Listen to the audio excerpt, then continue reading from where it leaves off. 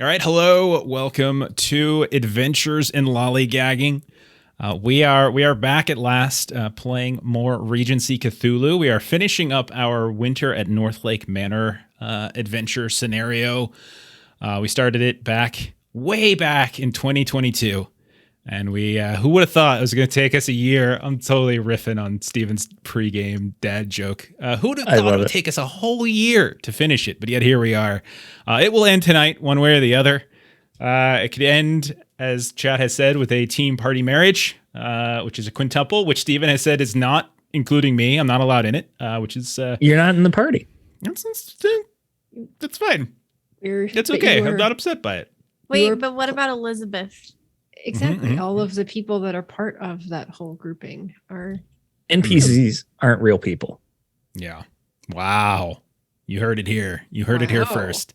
Starting off 2023 with the shade. Wow. Wow, Steven. It's so You terrible. just called you not real because you play all the NPCs. That's what it is. Like, I'm just not, I guess I'm just not Until important. Tuesdays. Uh-huh. Okay. Yes, All a right. hot take. So, why don't we do a little roundtable? Introduce us to who you are, who you're playing, etc., and then we'll dive in and we'll see where this takes us. So, we'll start with our the man who makes poems, our Mr. James Bennett. Go ahead, Mr. James Bennett. Yes, I'm playing James Bennett, back from university, freshly studying English and poetry. I'm inspired by art, writing. I'm being a bit of a bad boy, and I go to church, snooping in documents and swooning all the ladies in town. But yeah, my family wants me to not make a career out of this, but it's not happening. It's funny. I mean, I think you probably could make a career out of it at that time. Making a career out of making poetry now, far more difficult. I can tell you with great difficulty. But yeah, do you have any more poetry ready to go for that? Because you actually gave us one, I think, last time or the time before. I can't remember. Yeah, I've given a couple He's had of a lines. couple lines. I've had some written up. If the time comes, I can write it up. You remember when you played the bard in our? Yeah, those are good our times. Long. It was like 5-6 years ago, and you had. That was like I my think- first time ever playing. Yeah, and you came with like songs and stuff or poems or something. You can't. I remember that then too. So I'm not surprised. I'm not surprised. Oh man. Mittman. But yeah, we'll see. And you also, I mean, you yourself had a little bit of a potential match. I'm not sure if you remember, but Susan Potterton was quite taken with you in your poetry. We'll see if that comes back tonight. I don't know. But she was very interested. The Potterton clan, they were there just trying to sell anybody off. Just Potterton's 2-for-1 deals. But okay. Next up, we have our relative cheater slash I don't know, con woman. I think that's what Jane is, right? So Yeah, Melissa, she tell us is. about Jane.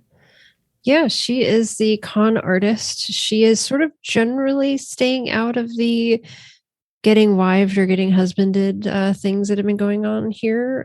She is looking for her. How is she going to end her time with this particular family and move on to the next one? So yeah, she is always looking for her next mark. Nice. Very nice. And you do have one ready to go. Do you remember who it is? Nathaniel Harvig. Yeah, you got it. Havering, actually. It was Havering, okay. Mr. Nathaniel Havering and Mrs. Susanna Havering. They're in their late 40s, early 50s, no children, but they're considered very nice people, excellent hosts, and very interesting to hang out with. But he's a little rough around the edges, if you recall. But yeah, you do have a standing invitation at some point to go have dinner with them and apparently steal their wealth. So, good for you. That's what I am going to Good do for- with that. Mhm, That's what I do. If you make it out of this alive. So we'll see. We'll see. Next up, we have Ashley. Tell us about Miss Georgiana Wentworth. So Miss Georgiana is the eldest of the Wentworth sisters. She's known for being almost aggressively intelligent. It's very off-putting to most of her suitors. She's also horribly awkward. Like, she had a couple faux pas that in the previous episodes, like making her sister and herself will take Captain Stone's arms as we were walking around the ball. I danced twice with Ashton Slushington, but he's going to call on me, so it's great. You also spent some time at church together too, so you had another Yes. moment, if you recall. Yeah. I think you sat next to each other, but within eyesight on the same row with Captain Stone, so he had to see it all happen. Yeah. Who she was How going to talk rude was that? poetry with, but then suddenly he decided Georgiana wasn't the sister he wanted, and he's been hinting at Emma. So, I dig it. I'm here for it. And speaking of your sister, Maitreyi, tell us about Emma. Emma is the younger of the Wentworth sisters, and after just a awful failure of trying to have Captain Stone and Georgiana pitch woo at each other and having it fail miserably, she's very irritated at Captain Stone that he did not follow through with her plans, and slowly that burning irritation is turning into perhaps he's a little more interesting than just infuriating. The slow burn. If I didn't show myself in that combat last session, I don't know. This really is Pride and Prejudice now. There's not a whole lot of time to think about it from escaping all the eldritch horrors the last time, but just enough time to do so for the background yearning. We should modify Call of Cthulhu to have a yearning skill. We really should. It needs to be there. Or like a sanity, like an attribute that goes up and down. I love that.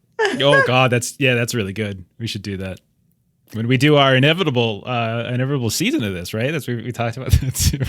I just want Jeff to be like, yeah, I need you to roll yearning right now. Yeah, can you make a yearning test for me here? And he's like, you guys go to hold hands, and yet he misses. Or it's like, damn. Or it's like his hands were clammy and strangely warm. Roll yearning. That's a -2 to yearning. Right? -2 to yearning. Okay, we got to stop saying this on stream because these are some good ideas that we should put out a supplement with. Yeah, we got to copyright this before we put it out to the public. Copyrighted Adventures of Lollygagging 2023. Done. I'm not a lawyer, but I think that was cool. And then finally, we have our military officer, Captain John Stone himself. Stephen, tell us about Mr. Stone. Yes, Captain Stone gave it the best years of his life for king and country. Served with distinction in the Napoleonic Wars, was wounded in the Peninsula, came home, currently convalescing. Originally was set up with Georgiana. That didn't go quite right. Kind of moved on to Emma after that. Now, he's kind of looking at James Bennett. Who knows? We can see where this goes. What? Just choose them all. I think I might. You worked hard for it's like a Pokemon our country. Okay. I gotta catch them all. I do think you actually got hit on at one point though by one of the Pottertons, but you didn't really make much of an impression, if I recall correctly. I'm checking my notes. The one girl, I forget the names already. I'm sorry. The people who own Northlake Manor, the dad said I should be set up with his daughter. That's Miss Elizabeth. Yeah. Who's much your junior. Yeah, James Northlake. Yeah. Once yeah. they introduced Elizabeth to Captain Stone. Exactly. So I wrote little notes to myself in terms of your potential matches. And so I was like, with yearning scores? I didn't do that, but that would have been great. Like I said, for Ashton took immense interest in Georgiana Wentworth, and then I took serious interest for Susan to Miss Potter, from Susan Potterton to James Bennett, and then for Marianne Potterton to Captain Stone, I just went, eh. Oh my goodness, you bastard! The worst. That's so funny. Even in my own notes, I'm such a brat to Steve. Steve's never going to see these notes, and I'm still a brat to him. It's hilarious. Okay. It's fair. It's fair. It's totally fair. All right, let's go ahead and why don't we do our luck really fast, and then I'll dive into the summary. Don't forget, remember that at the start of every session, we see if you get to replenish your luck. You're going to need it possibly tonight. So make a luck check. So you roll a D100 compared to your current luck score. Okay, and then if it's higher, if you roll higher, meaning if you fail the luck test here, you gain a certain amount, and if you pass, you gain a certain amount. So everyone just go ahead and roll that really fast, and I'll tell you what to roll, how much you get back, depending on how you do. I'm going to automatically fail because my luck is 0. My luck is 2. Oh, goodness. I passed. Pass. Gotta fight much. I had a 53 and I rolled a 19. Okay. Under that. Yeah, I rolled a 97 and I needed a 2. So Okay. yeah. Did anybody pass their luck test? Yeah. Me. Yeah, I figured Long would because he probably has all the luck. Okay, 96, so yeah. I rolled So- an 80 and I have an 85. So Ashley, Long, both of you roll a D10 plus 5, and that's how much luck you get back. The rest of you roll 2D10 plus 10, and that's how much luck you get back. Is max 99? Max is 99. I've hit it. You know you can spend this stuff. Yeah, I'm gonna spend it all. You're allowed to spend it. You don't have to spend it all at once, though. All right. This so is why, 2d10, not the percentile. Yeah, it's just 2D10 plus 10. Yeah. just to share, the first D10 I rolled was a 1. So yeah, Oh, no. still not doing so good with luck.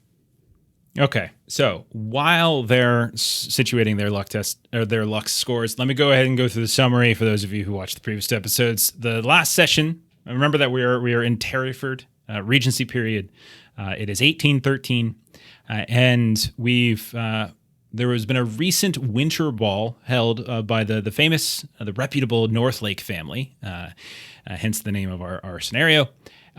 The first session was basically the ball in the night of, and some sort of strange happenings. But the second session began the day after the ball, which was a Sunday, and much of it was spent in Terryford, the actual town, with everyone with the exception of Mr. Bennett, as we've already mentioned, at Upper Terryford Church for Reverend Jennings' sermon.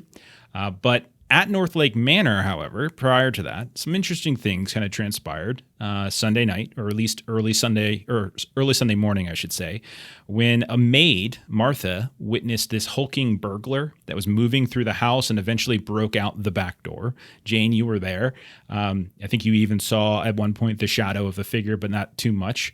Eventually, after some questioning and some pushing, you got the maid, you got Martha to sort of suggest that maybe it wasn't a burglar at all because she described something more monstrous with these long claws and things like that, and that sort of aligned somewhat with some of the damage that was done to the back door. Now, the rest of the family oh my God, the Northlakes. The rest of the Northlake family headed off to church, but Sir James Northlake, the patriarch of the family, he was like trying to hire some people to prepare the place, and he was trying to get the local constables of Terryford abreast of the situation of this burglar that was moving about. After the Reverend's sermon, some other news started to circulate as you heard of an animal attack at the Cuthbertson farm, which is sort of a farm that works in service to the Northlakes. Because Owen Hughes, one of the workers there, kind of came and said there was like these horrific remains of some of the animals that were kind of in the barn barn there. I think you all started hearing that from different directions here and there. Captain Stone, you were approached by Lady Lydia Northlake because she was concerned for the safety of her home. She thought your military background might help in some way. So she actually invited you to come take a look to see if there's anything that your military mind might be able to see that her husband didn't see or something like that. Let's see. As we already mentioned, Georgiana found some time with Ashton Sleshington. They sat next to each other at church. James Bennett, you were spending most of your time not in church, but rather gossiping amongst the town, learning a little bit about the Northlakes themselves, some details of their family history, that they weren't always apparently this wealthy, highly respectable family. And then, in fact, they got their wealth via the gem trade a couple hundred years ago, but no one really understood exactly how a relatively modest family could somehow enter into the gem trade. But it's been so long, no one really cares anymore, and they're such a well-respected family that it's not really something anyone really gossips about anymore. You also went to the church as well after services because you wanted to start rifling through some of the records, and you learned a couple strange things about the Northlake family, including how there was a sort of this bizarre pattern that was forming with the deaths of some of the children within the family, like every 100 years, almost to the day, 1713, 1613, 1513, and here we are in 1813. And you also saw that Alistair Northlake, who is the great-grandfather of Sir James, died by his own hand roughly 95 years ago. After the services, Elizabeth invited the rest of you, because you had all witnessed the strange goings-on in the long corridor the night before in the ball. She invited you to come back because things had changed. It's grown bigger and some other stuff was happening. So when you all got there, you eventually discovered that like this portal had grown. So whereas the night before it looked like these Venetian blinds, now it was much bigger openings to the point where you could all crawl through, and crawl through you did. And you found yourselves in this dark and desolate realm. There was like only one human-made structure that you could see a couple hundred yards away from the portal, and it was this dark obelisk and this altar. And as you were moving along, you found these these really tiny gems along the way, and kind of a couple of you pocketed a few. But when you reached the altar, you found these horrific images that were carved into the obelisk itself of monsters and gods kind of devouring each other. You found some carvings in the base of the altar itself that was also, you think, bloodstained. And it seemed to have like dates and initials of some kind that almost matched some of the stuff that James Bennett was able to find in the church records. But as you were investigating, these creatures suddenly came out of from behind some of like they were stalking you for a little bit. And they were these huge hulking figures they're much taller than you. They had these long claws, these twisted, ugly faces, these visages, and they kind of they came at you. They attacked you. Bennett, you ran. You just ran. That's what you did. And the rest of you you took a couple of hits, but ultimately you did. I think you managed to outsmart them a bit, and you tricked them into falling into these fissures that were in the ground. And once they did, you got James Bennett back, and the rest of you fled back to the portal, climbed back through it. It was much easier to go through the portal from the realm into Northlake Manor than the opposite. And we will pick up right there with you all having just climbed through that portal. You help each other out. You're in the middle of the long corridor now. There's nobody around. It's late afternoon. The sun is barely coming through, and so it's going to be dark relatively soon. And so I will turn it to you all as you all consider, like one by one, Scooby-Doo style, just flop down into the long corridor onto the ground. What's everyone doing? Oh, this is horrifying. I think I killed one of them. Georgie, are you okay? Yeah, we should leave. We need to find out what's going on. I'm staying in this house, and at no point did anyone mention that this house has I don't even know what to call that. Perhaps we could move a bookshelf in front of this portal just to create some sort of barrier. We wouldn't want the other one to follow us through. Yes, that's an excellent idea. I know there's a parlor nearby, the small room I played poker in. If I could grab like a table or a bookshelf or anything, just start shoving it through the door and like right up against that wall. Okay, so yeah, Emma and Stone, the two Emma Stone. I just got that now. The two of you head over to the long parlor. You there are tables here. There's furniture. There's some bookcases, but you know that most of the bookcases are in the library. Like the shelves that are in here are more for like sort of display of other things. But you're able to get like some chairs or a table, and you start dragging it out of the parlor. And as you do, you get it out into the long corridor itself, and you hear a gasp as one of the servants looks towards you all, and with some degree of incredulity, but you can tell it's muted because she's clearly not supposed to take an attitude with you all. She's, "What are you doing?" Don't just stand there. Grab the other side and help Emma. But Jane will go over to this individual, and she's kind of implementing fast talk here, and she's just gonna, there's just some things that are going on. I think just trust you. You know me. We have the family's best interest at heart. We swear. We need to do a little bit of rearranging. Everything's going to be okay. And as she's kind of like putting her arm around this individual and trying to scooch them a different way. Roll that fast talk then. Okay. Nope. 89 over 55. Do you want to spend luck? I don't have enough luck that's to get from point A. You want to to point push B. it? Don't forget you can push. But there is like in this game it's not so much a reroll as you're trying again, like a different tact. But if you fail a pushed roll, then there's consequences. Sure. I have charm at 65. So were they walking around with some food or something like that I can turn my attention to?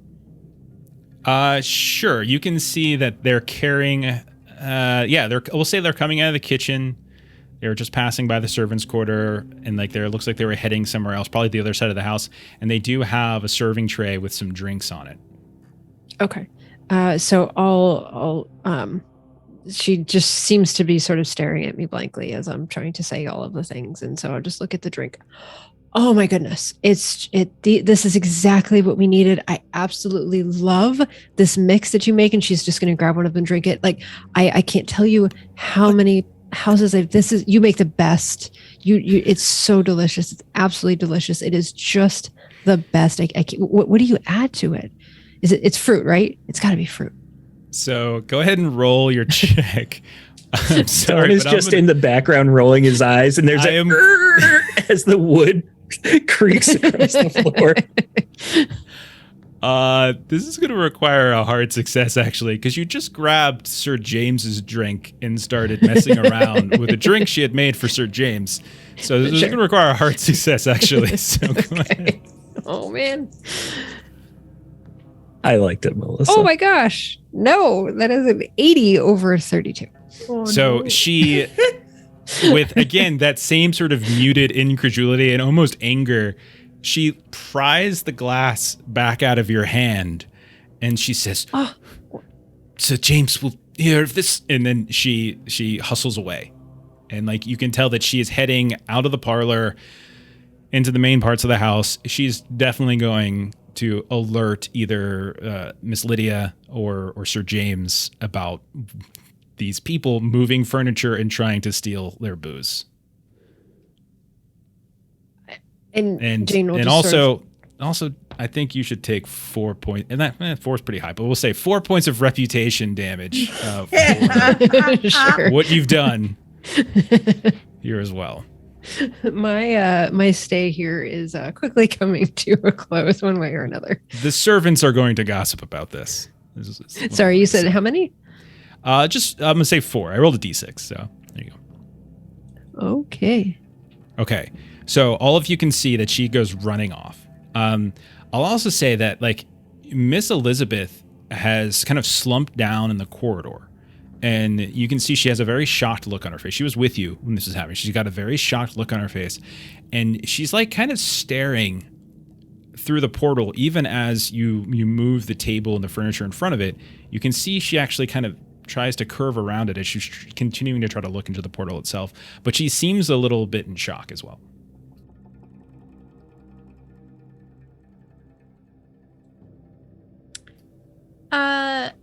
Georgiana is going to try and help her up and take her into a different room. Okay.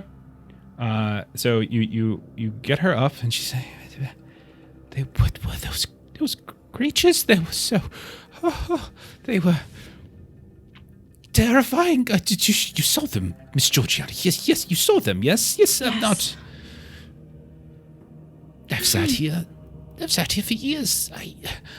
She kind of grabs you very tightly around the wrist, and she's like, I've come here since I was a child, and I've played in the corridor, and I've never seen. Wait, And she just is babbling about all the time she's come into this corridor as a kid, played with various games with other servant children, guests, things like that, the games that she's played, and these terrors were just on the other side of the wall this whole time. And we'll say you get her over to the small parlor. There's plenty of seating left, so you kind of sit her down. And it's at this point you would hear, Georgiana, the sounds of footsteps echoing in the main hall through the other door into the parlor. And you can tell someone's hurriedly and loudly working their direction towards you all. So you have like a minute or two before you're probably interrupted here. Georgiana's just gonna try and like calm her down. And just remember, you can talk about this with us, but we probably shouldn't speak about it with anyone else. She's just babbling, but my father, my father. Roll a reassure test. Or if you're specifically trying to get her not to say anything to anybody else, you can do like a persuasion or something like that instead. Okay, they're the same. Okay. I got a 32 and I needed a 30, so I'm going to spend the 2 to get it. Gotcha. Okay. So she kind of looks at you like this confused look on her face, and why wouldn't I tell father? If you say so. And then the door opens up, and you can see in the parlor, so those of you that are still in the corridor, you're not visible. This isn't visible to you yet, but Georgiana at the very least. You see Sir James in all his state. He is being followed behind by what looks like Miss Lydia and the servant who was just attempted to be conned by Jane. Is kind of lingering behind. And he says, Elizabeth, what is the meaning of this? I've been told that you're moving furniture and this is unheard of. What? And then he stops for a moment as he kind of like sees like you there, and he sees, like the look on her face. But whatever is wrong? What has happened here? What are you doing? What have you done to my daughter? We had been playing a game and it got a little scary. So I do apologize. Games. And where is my table? Why is my table not in here? And so I would say the rest of you can hear that as well. The scratch of wood on wood comes from the hallway as I'm lifting up the table. So he pushes the door open and he says, Captain Stone, what is the meaning of this? Proper defenses, sir. Proper defenses? Against what? Stucco? This plaster? will be hard to understand, but there is a monster on the other side of this table. I've already slain one, but there is another. No, and I'm just trying to protect your family. As Georgiana interrupts, the door, he really is rattled by the door that was broken through, the back door. Monsters? Miss Georgiana? Elizabeth, come Some now. men can be the monsters. two of you are much too old to be playing with monsters. And Captain Stone, entertaining these flights of fantasy? Come now. You're a I grown stiffen man. up, bristling at this. Sir, I would not lie to you. My honor is at stake. I understand that. Look behind this table, and I'll start pulling it away so he can see through the portal. Roll. Oh, goodness. Roll Persuade. Persuade. Oh, boy. I have 50 Persuade, and I rolled a 50 exactly. Look at that.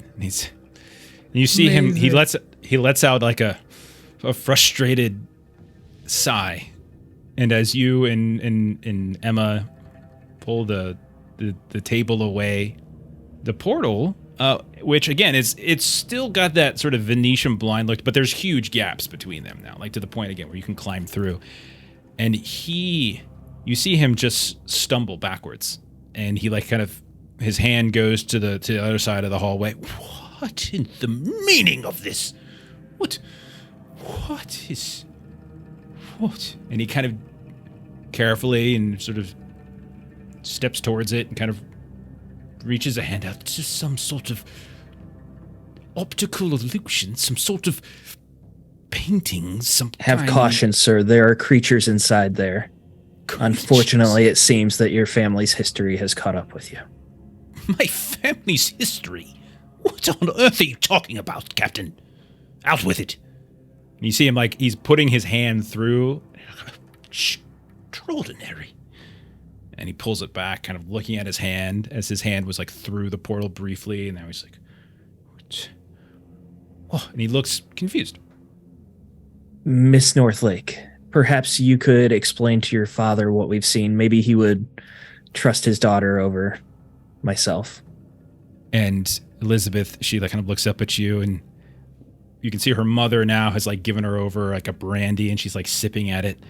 And she says, we saw rocks and an altar and creatures. He's not lying, Father. There were creatures. They were 8 feet tall. They were fur and fangs and claws, and they were terrible.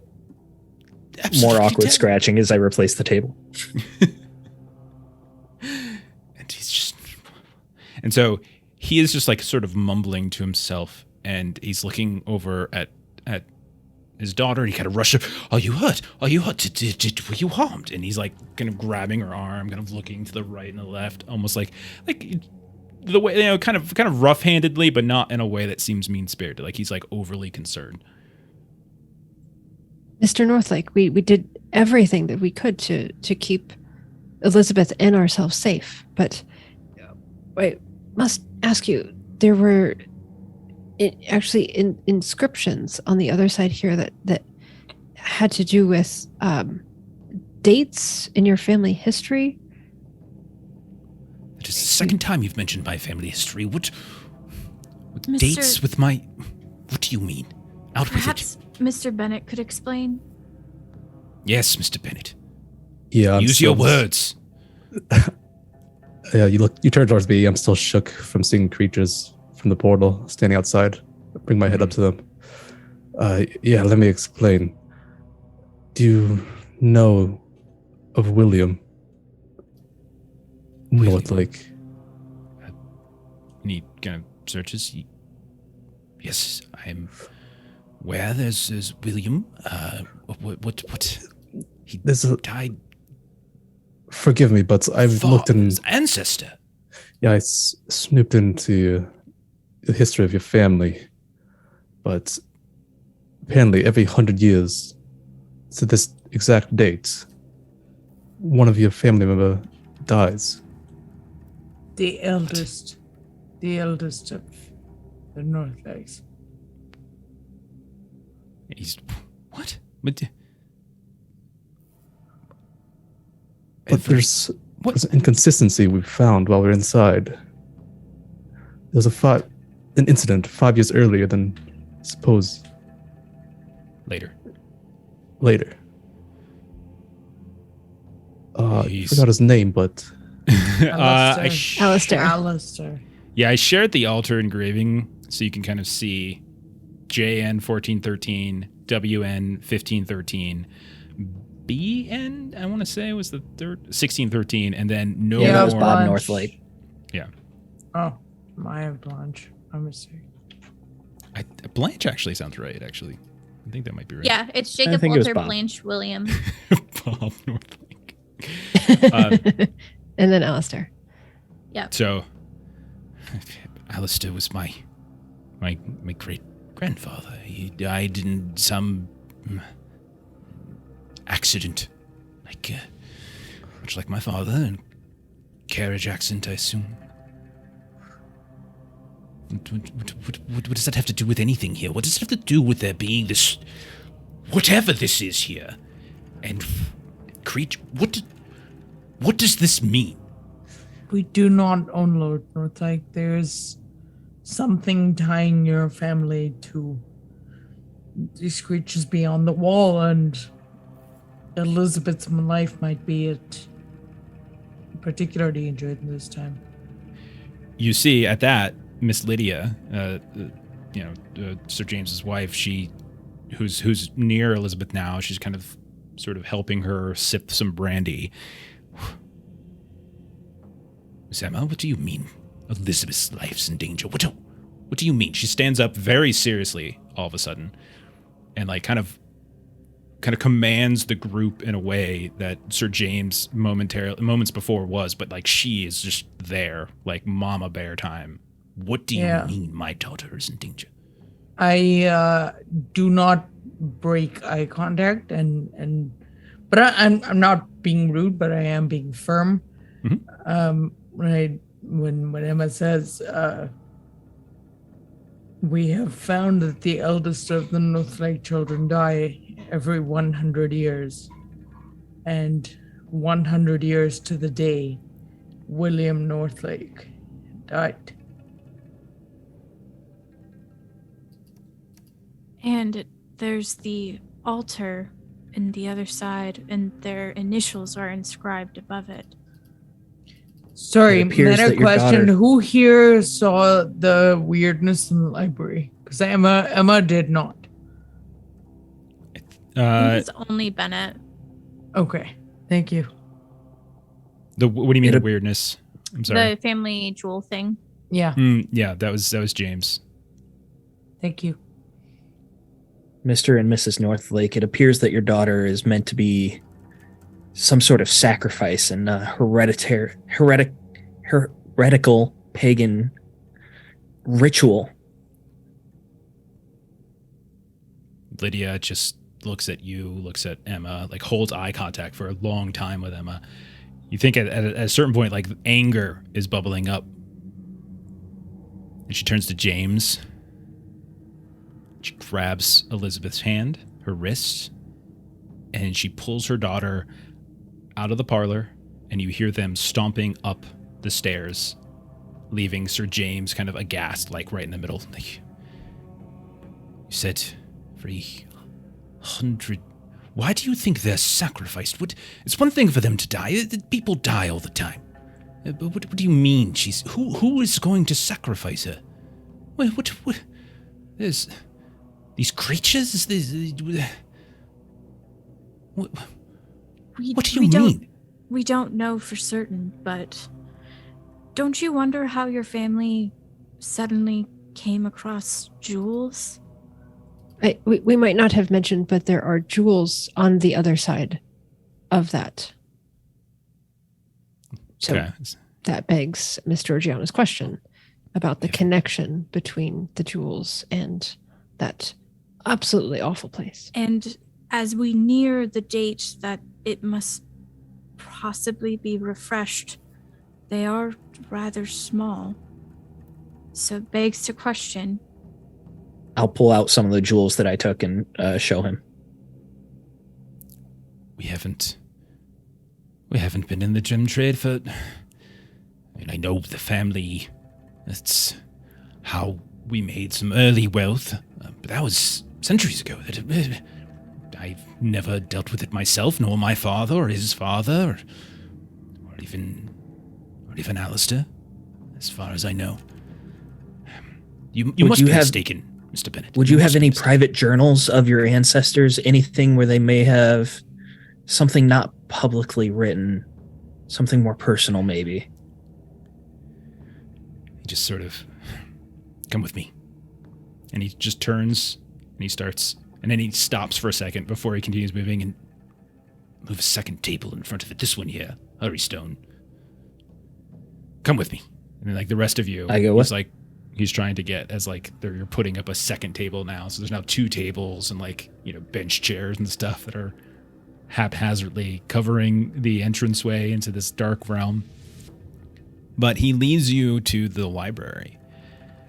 And you can see, Bennett, you've been here before, but the rest of you haven't. There's, in addition to like just tons of books on the shelves. There's all sorts of different trinkets and things like that, displays of various things like anthropological finds, archaeological finds, little knickknacks and trinkets, things of value, things that could easily be taken down and could tell a story about travels or this or that with.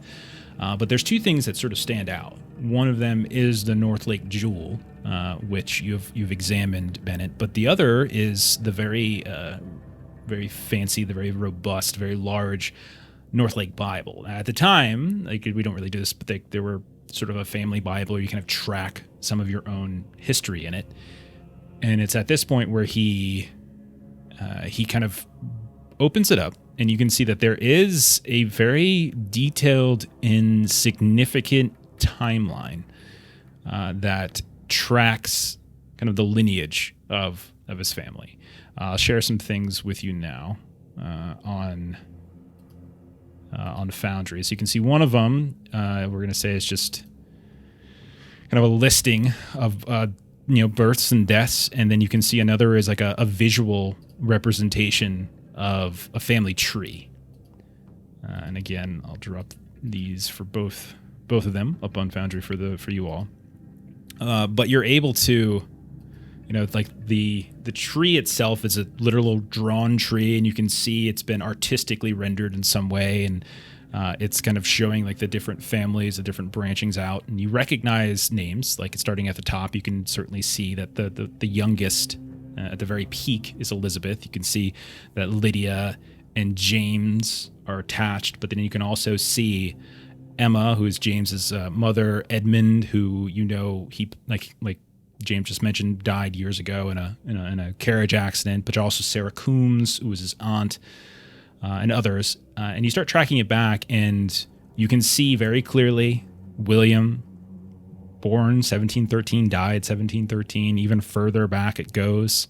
Blanche, like you were mentioning, Emma, 1613 as well. 1606, she died 6-7 years old. And if you're taking like a couple minutes to sort of peruse these, no rolls or anything necessary, but you're able to very easily use this as evidence to kind of direct him. And you can see at a certain point, he's like, well, this is very extraordinary.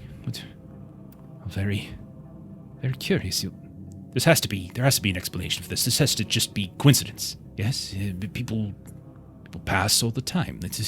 And some of these records go back centuries. We don't know how well they were documented. You can't possibly think that because this is here that our daughter is in danger. Fine. But you can tell, like, as he's saying this, I would say any of you with a decent psychology score probably know that he's almost sounding like he's trying to convince himself as opposed to like convince you all.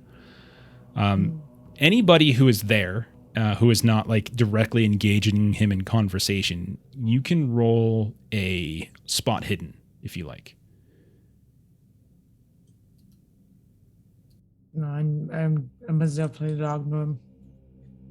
Pass for me. Pass. Also pass. Pass. Okay.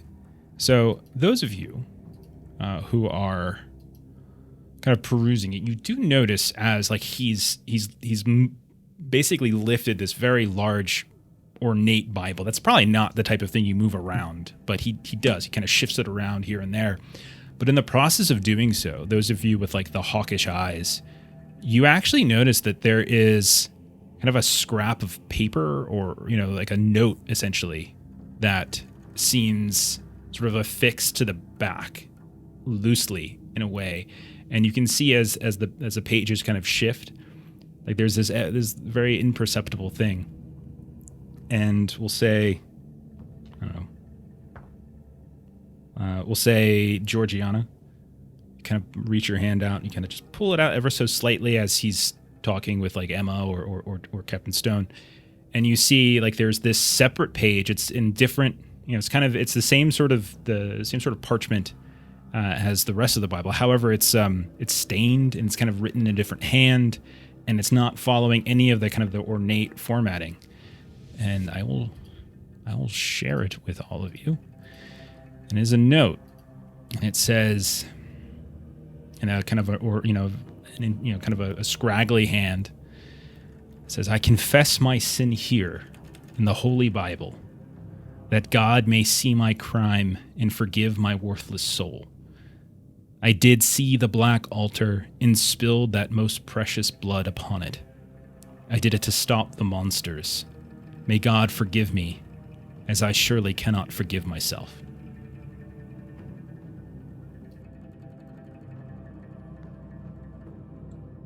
At that, as Georgiana is reading it, she kind of just sighs as she hands it to Mr. Northlake. This was sticking out of the corner of your family Bible. And he reads it like he kind of Read snatches over it his out of your hand. shoulder. And he'll, seeing you do that, Emma, he'll read it out loud at that point, so like everyone can hear it. Yeah. I So- feel like we're all just sort of like tippy toes. What's up? We're going to solve the true crime mystery here. So pretty much like the Bible itself is in Latin. The family records that are kind of attached into this are in English. And then like there's this strange note as well. I need all of you to roll a sanity test, actually. As he's reading it, or as you're looking over the shoulder, you hear black altar, precious blood, stop the monsters. This isn't like you've seen some of what's referenced in here. House with a 1. House with a 55. I fail with a 99. Oh, no. That makes me feel better about my 97. Oh no! Together to the end. Together in insanity. Oh goodness. Okay, so those of you who passed, take a point of sanity. And then those of you who failed, take 3 points of sanity loss. Ooh. As you've seen, I don't have that many points left here. Well, sorry, buddy. Good thing it's the last session. So all of you have seen, like, you've seen an altar. You've seen monsters. You know, you saw bloodstains on the altar itself, right? Like old stains, but stains nonetheless. And he just looks like the confusion in his face is just growing. Why would this be in? Why would this be in the Bible? Why? This isn't my hand. This isn't.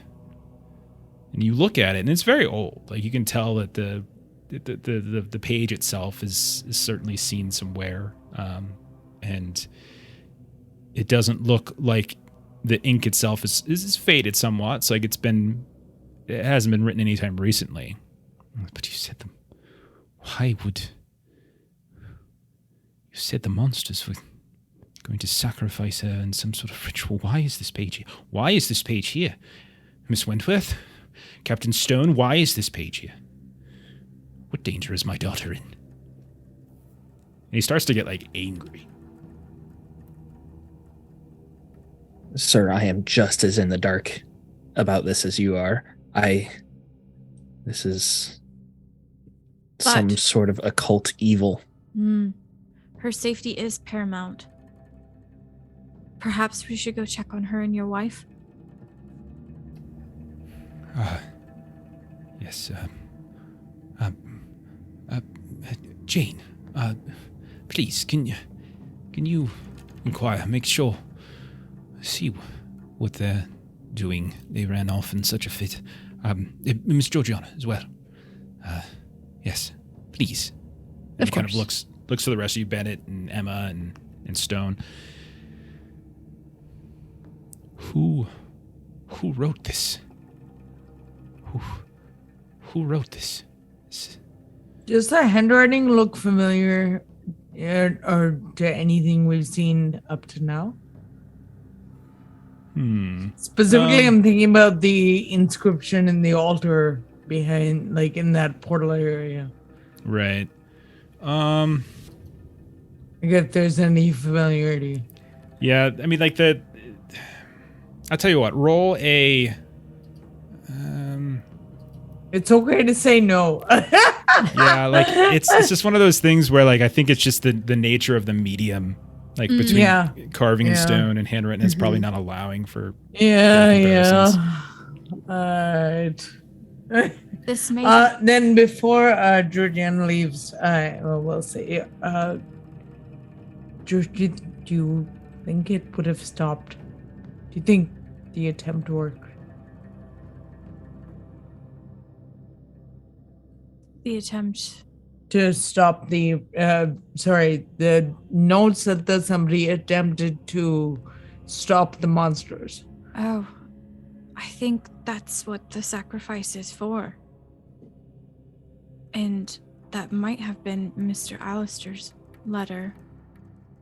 And then the grief took him 5 years later.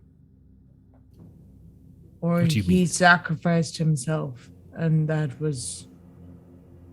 The accidents of the children weren't, I presume, not actual accidents. Why do you keep mentioning my great-grandfather's name? Why is Alistair of interest to you? Well, you say he died in a carriage. Did you see that happen? Were you told that? I wasn't born yet. He was my great-grandfather. He died, and you would know he died 1718, so he died 95 years ago, and you know, Sir James is 40. So it's just the stories I've been told is he had an accident of some kind, thrown from a horse or some such. He suffered much. His well, as you know, William passed in infancy, and then. Is it possible that Alistair would have tried to perform a ritual and self-sacrifice to prevent this happening further? Was he a man of honor? I beg your pardon, madam, but Northlakes are men and women of honor, thank you.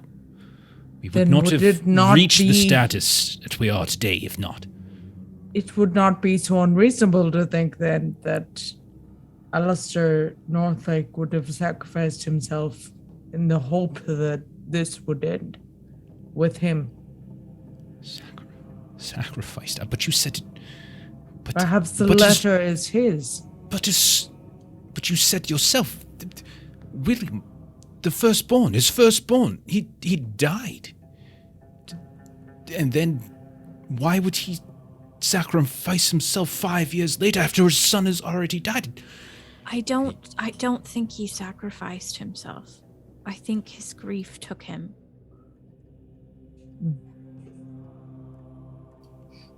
Kind of looks a little taken aback. He's like, it was a carriage accident, Miss Georgiana. It was an accident, perhaps. I think when I was looking in the records, it was like entry discreetly. You were saying? Yeah, so you would know, like, James, you would know that the way it was entered certainly suggests that he took his own life. Okay, it's just a way that it was entered. Like, you're savvy enough to conclude that. That doesn't necessarily mean everybody believes that, right?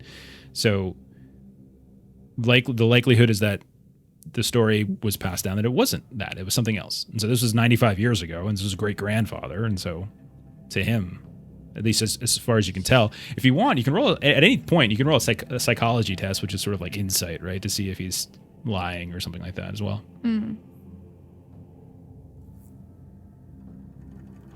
So while you're thinking of what to do, we'll say, Jane, you head on up and you can see in the second floor, there is... It's kind of going crazy up here as there are servants moving left and right, and you hear Lydia, Miss Lydia, shouting out, or Lady Lydia, I should say, excuse me, Lady Northlake, shouting out orders. They are packing. Like, you see trunks and suitcases out. You see clothes that are being stuffed in. Elizabeth is like, what is, like, she's kind of being pulled, like, what are you doing? You're overreacting. This is absurd. And you kind of overhear, she's like, they said you're in danger, Elizabeth, and this house, I never liked that corridor. It always, you hung out far too much in that far too much as a child. You're always lingering there. I always knew something was wrong with it. And if it's going to harm you, then we're going to leave. We have plenty of other properties we can go to.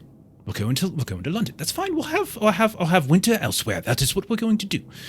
And then we'll let somebody else, we'll let the constables figure it out. No, we're leaving. If there's a danger to you, you're my only child. And like you kind of overhear this as you step in, Jane, maybe knowing your propensity to be a crook, you like eavesdrop a little bit. But do you announce yourself or do you just kind of go in? I'll kind of go in listening, but then eventually I will, kind of jump in and just say, we've been just discussing some things with your husband downstairs, and there seems to have been a lot of different deaths from a lot of different reported, and some accidents and some other things. I wonder if there might be safety in numbers, that if you Jane, sort of Lady Lydia says to you, she says, Jane, darling, do not worry. You can come with us. There is room for you. You have been a good friend to my daughter, and she has come to take a great deal of liking towards you. Pack your things, yes. Tell Martha to aid you. And she sort of gives a look that only she would kind of recognize the uniqueness of the situation. I actually wasn't thinking of myself in this moment. I was just thinking that you all just running off in a carriage with just you might not be the safest of situations. There are numbers here. There are many people here. This might be a safer place and not out in a winter storm. She gets up in your face and she says, Jane, you yourself said that there is a portal to a different realm with monsters in it that want to sacrifice and hurt my daughter. This place is not safer than a mere winter storm. We've traveled in winter before, we'll do it again. Now you can come with us, or we'll write to the Haverings on your behalf. We'll see if they'll take you in. But we are leaving. Understood. You can come with us or not. I will make sure to let Mr. Northlake know your plans. Oh, he is coming with us. That stubborn mule of a man. He's coming with us. And again, you are welcome to come too. Jane will curtsy and scurry back downstairs and let everyone know. It appears that the missus of the house believes that they would be better off in a carriage on their way elsewhere. You can see Sir James. My wife has the right of it. Ladies, gentlemen, if you excuse me, I must tend to my family. You are welcome to my home. But I have a daughter and a wife to take care of, and I need to get my mother. And he starts mumbling to himself, probably in a slight breach of etiquette, as he starts complaining about his mother, his aunt, and all that kind of stuff. And I beg your pardon. And he leaves, leaving you all in the library. Mr. Bennett, what have you learned from this? You were here in this library earlier, were you not? I did pay a visit. Is there anything else in here that might shed some light on? Anything else in here? I point towards that jewel. It's the family's. Something's inscribed in it, but I'm gonna see how it all ends up. So if you want to open that up again, you want to look at the jewel to refresh your memory. It says the Northlake. There's like a label on the cushion below. It's because the jewel's within a brooch. It says the Northlake jewel, circa 12th to 13th century. And then inscribed on the reverse, it says, Osbert Nordlack made me as I made him. And you would know that Nordlack, Nordlac, is just like a precursor for Northlake, right? It's just like an earlier kind of Frenchified name in some way.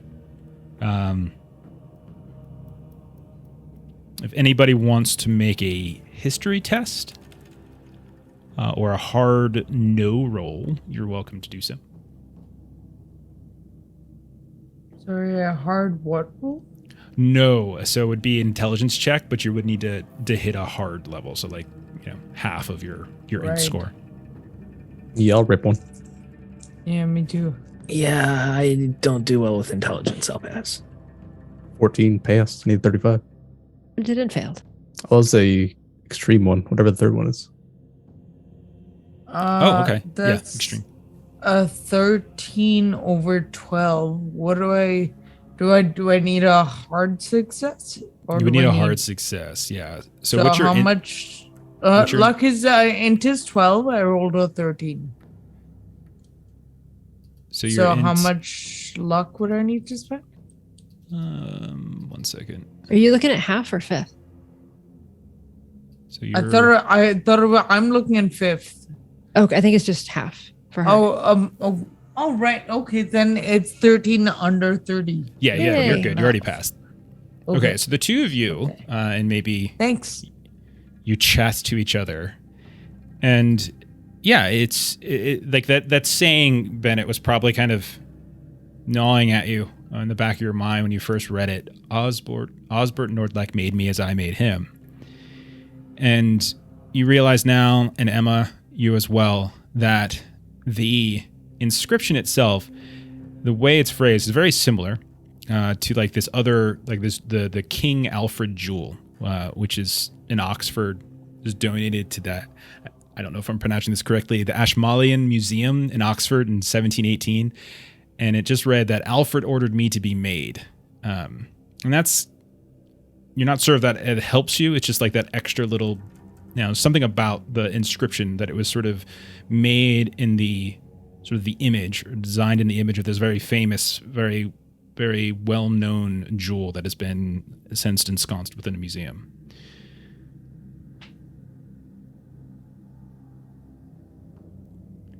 Now you're in a library, so if anybody wants to look around, you're welcome to do so. That would be a library use roll if you wanted to sort of scavenge a bit. Yeah, sorry, go ahead. Oh, no, go ahead. I was going to ask if I might use fine art to look at anything related to either the artistry about the jewel crafting or anything about jewel crafting itself. Absolutely, yeah. I think that makes sense. Yeah. Sorry, Melissa. Oh, no. I was just jumping to what I would want to do with my library roll, which I failed anyway. 93 over 20. I was going to say that I was going to look for something else in the library that might be handwritten in the same hand as the letter that fell out of the Bible, but I rolled a 93, so Okay. Anybody else can do that library test. How'd you do on that fine arts roll? Or appraise, by the way. It would also work with the gems and the jewelry as well. If that's I got a 27 over 25, so I'll spend 2 luck points. Okay. With that, I mean, you can certainly tell that the Northlake jewel is it's larger, it's been cut, but you can certainly tell from the handful of jewels that you have something about the clarity and the color of some of the various things. Like they look to be a few of the smaller pieces look to be like almost like basically identical. Like the chances of the likelihood that these all come from kind of the same vein or the same sort of area that they were kind of mined out of is very high. So you would most likely conclude that the Northlake jewel is probably its origins are from the Dark Realm. Jeff, I sorry, go share ahead. that. Sorry. No, I I share that. I'm looking at my skills and what I can do here. Could I use artillery to figure out how to blow this case wide open? What? It's not even locked. You can lift the top of the lid. Remember how many times I gave you theology for those rattlesnakes? That's all I want to say. Like, it's been like 20 minutes since I talked. I really need to get this bad dad joke out. No. Trey says it's okay to say no. No. Is agreed. Fair enough.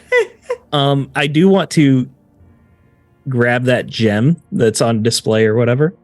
You snatch it right out of Emma's hand as she was looking at I'm sorry. I want to look at it. Just You can see through it, right? Like, Yeah. It's it's beautiful gem, high clarity, high quality. But you lean down, you're looking through it. Absolutely, it's a. But But you also, have to- it's a Miss fix into Wentworth, a. perhaps- It's a fix into a brooch. Don't I forget. have to slow this down though, just to say, I feel like in the spirit of the game, it's that like you zoom in on the hands when like one person is holding something and the other person comes in to grab it, and you have that like, Oh my I'm god! both gonna reach for touch it at her the and I'm same not gonna time. touch. You both reach for it at the same time. I was thinking more of just how awkward it was when he just snatched it out of her hand and he was like, oh yeah, sorry. It stumbles to the ground, and both of you go down at the same time to get it, and then you look up, and your faces are right next to each other. Oh my god! Me, kid over the family, Joe will love it. Feeling. I feel like this gem has to be the key. Perhaps this is just a guess. Maybe if we sacrifice this gem, the sacrifices of blood would no longer need to happen. Could we make it back to the altar and destroy this? End the cycle? I feel like it is worth a try. It's as good an idea as anything else, and we have nothing else. Did anybody else make a library use roll? By the way, I know I Jane. did, yes. Did you I got it. you pass? I got the medium success thing, the middle one. Okay. So if you're kind of riffing off of what Jane was looking for, you do find a string of older books. You can see they've been well worn, but they are journals, and you can see there are journals of ancestors within the Northlake family. And if you're looking for matching, you do find a journal, a diary of kind of like buried behind this row of other books. As you're going through, you're seeing names that you recognize, no one of consequence, no one that kind of stands out in terms of like the tree that you've seen before. But then you see kind of as if it kind of fell down in the back of one of those bookshelves. You notice that there's this even more worn, old, kind of stained looking kind of leather-bound assortment of pages that are kind of scattered a bit and not bound, like they're not bound well. And you can see that it's Alistair Northlake, and it's and you can tell the handwriting. Within that diary certainly matches the note that you found in the back of the Bible. And as you're kind of flipping through it, and you're looking at some of the different entries, you do the classic kind of turn to the back, right? The kind of see. You kind of do like the classic, like what was the most recent entry or what was written, and you What was do the last see. thing said? Sorry, I'm sorry. Say it again. Oh, it was just like the last thing said. And you see, it's sort of, there's like a lot of rambling. The handwriting seems to be in some way, you would get the sense that this is like the writings of it almost seems on the surface like a madman, right? But you do see that it doesn't mention William's death or any of the previous deaths, but it does make these rambling references to like the great problem to which I must find a solution. You don't see anything that mentions, like, again, specific names. But at one point you come across this like loose parchment that's kind of folded, and it's kind of a different page. It's like as you kind of unfurl it a bit, you can see it almost kind of falls apart. So it's so like careful, and you can see there's strange like inscriptions and things on it, and some of it is written, but some of it is just like these drawings and like there's lists of various things, and you see that the penultimate entry, which was dated only only a few days prior to Alistair's death. Mm-hmm. You see, I pray this incantation may save those born of my son's sons. I can do no more. May God forgive me.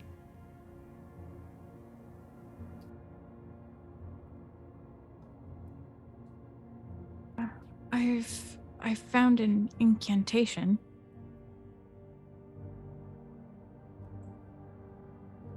So we think that Alistair did the incantation?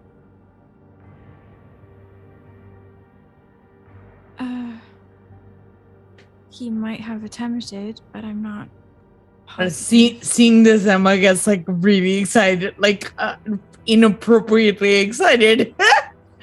I told you he sacrificed himself. Why would he use an incantation if he didn't sacrifice himself? It wasn't grief, it was the honor or whatever these Northlake men are after. But what does that tell us to do then? If he did the incantation, does it work? That is the question we need to answer. Did it work? Do we need to do more, or is it done? If you're reopened, I would assume. Yeah, I do agree with Captain Stone that these jewels should be returned.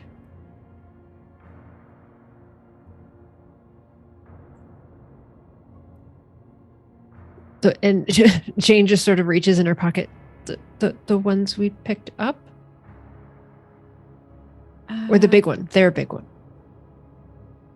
Definitely the large one, the oldest one. Yes. So the large one. That's it. And she just sort of pats her pocket. Like she's not looking to give up the little ones that she got. Emma didn't catch that, but Matthew did, and it was delightful.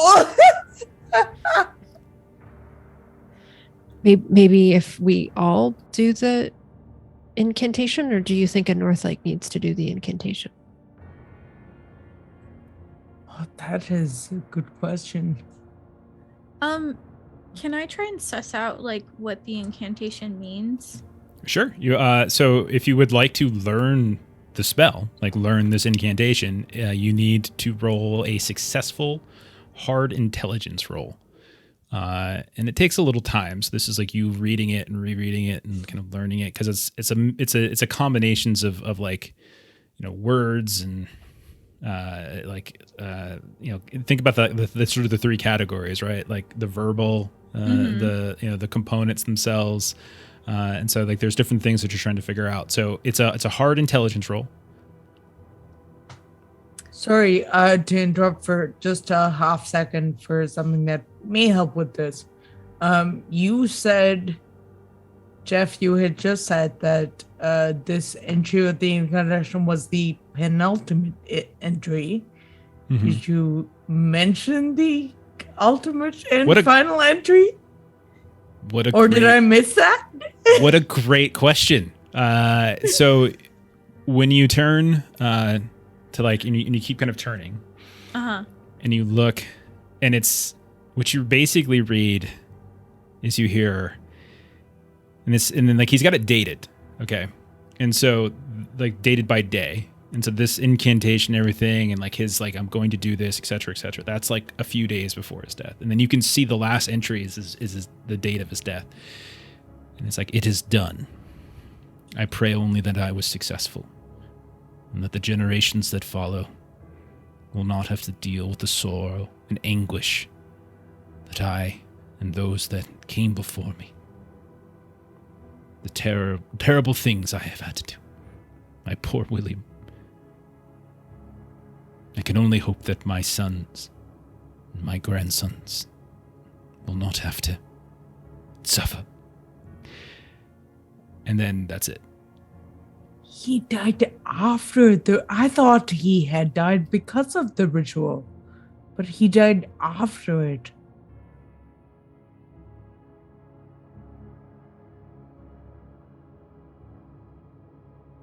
So yes, it does seem like he performed some sort of incantation 5 years after the death of William, his firstborn, on 1713. So remember, Alistair died in 1718, 5 years later. And all these entries are just a few days before that. Yeah, so you can see that this one, this penultimate one that has like him kind of rambling incoherently about this incantation, this spell, this solution to this great problem that he and his ancestors have faced, he finally has kind of come up with something. So that, and at one point it says, so that no more blood has to be sacrificed. So that does make us think that he did have to sacrifice William, though. The language that he uses still makes it sound like he did have to make that sacrifice. And then to stop the monsters. And then spent the 5 years afterwards learning how to prevent his future from ever having to deal with it themselves. But we think because the portal is open that probably was not a success. Yeah.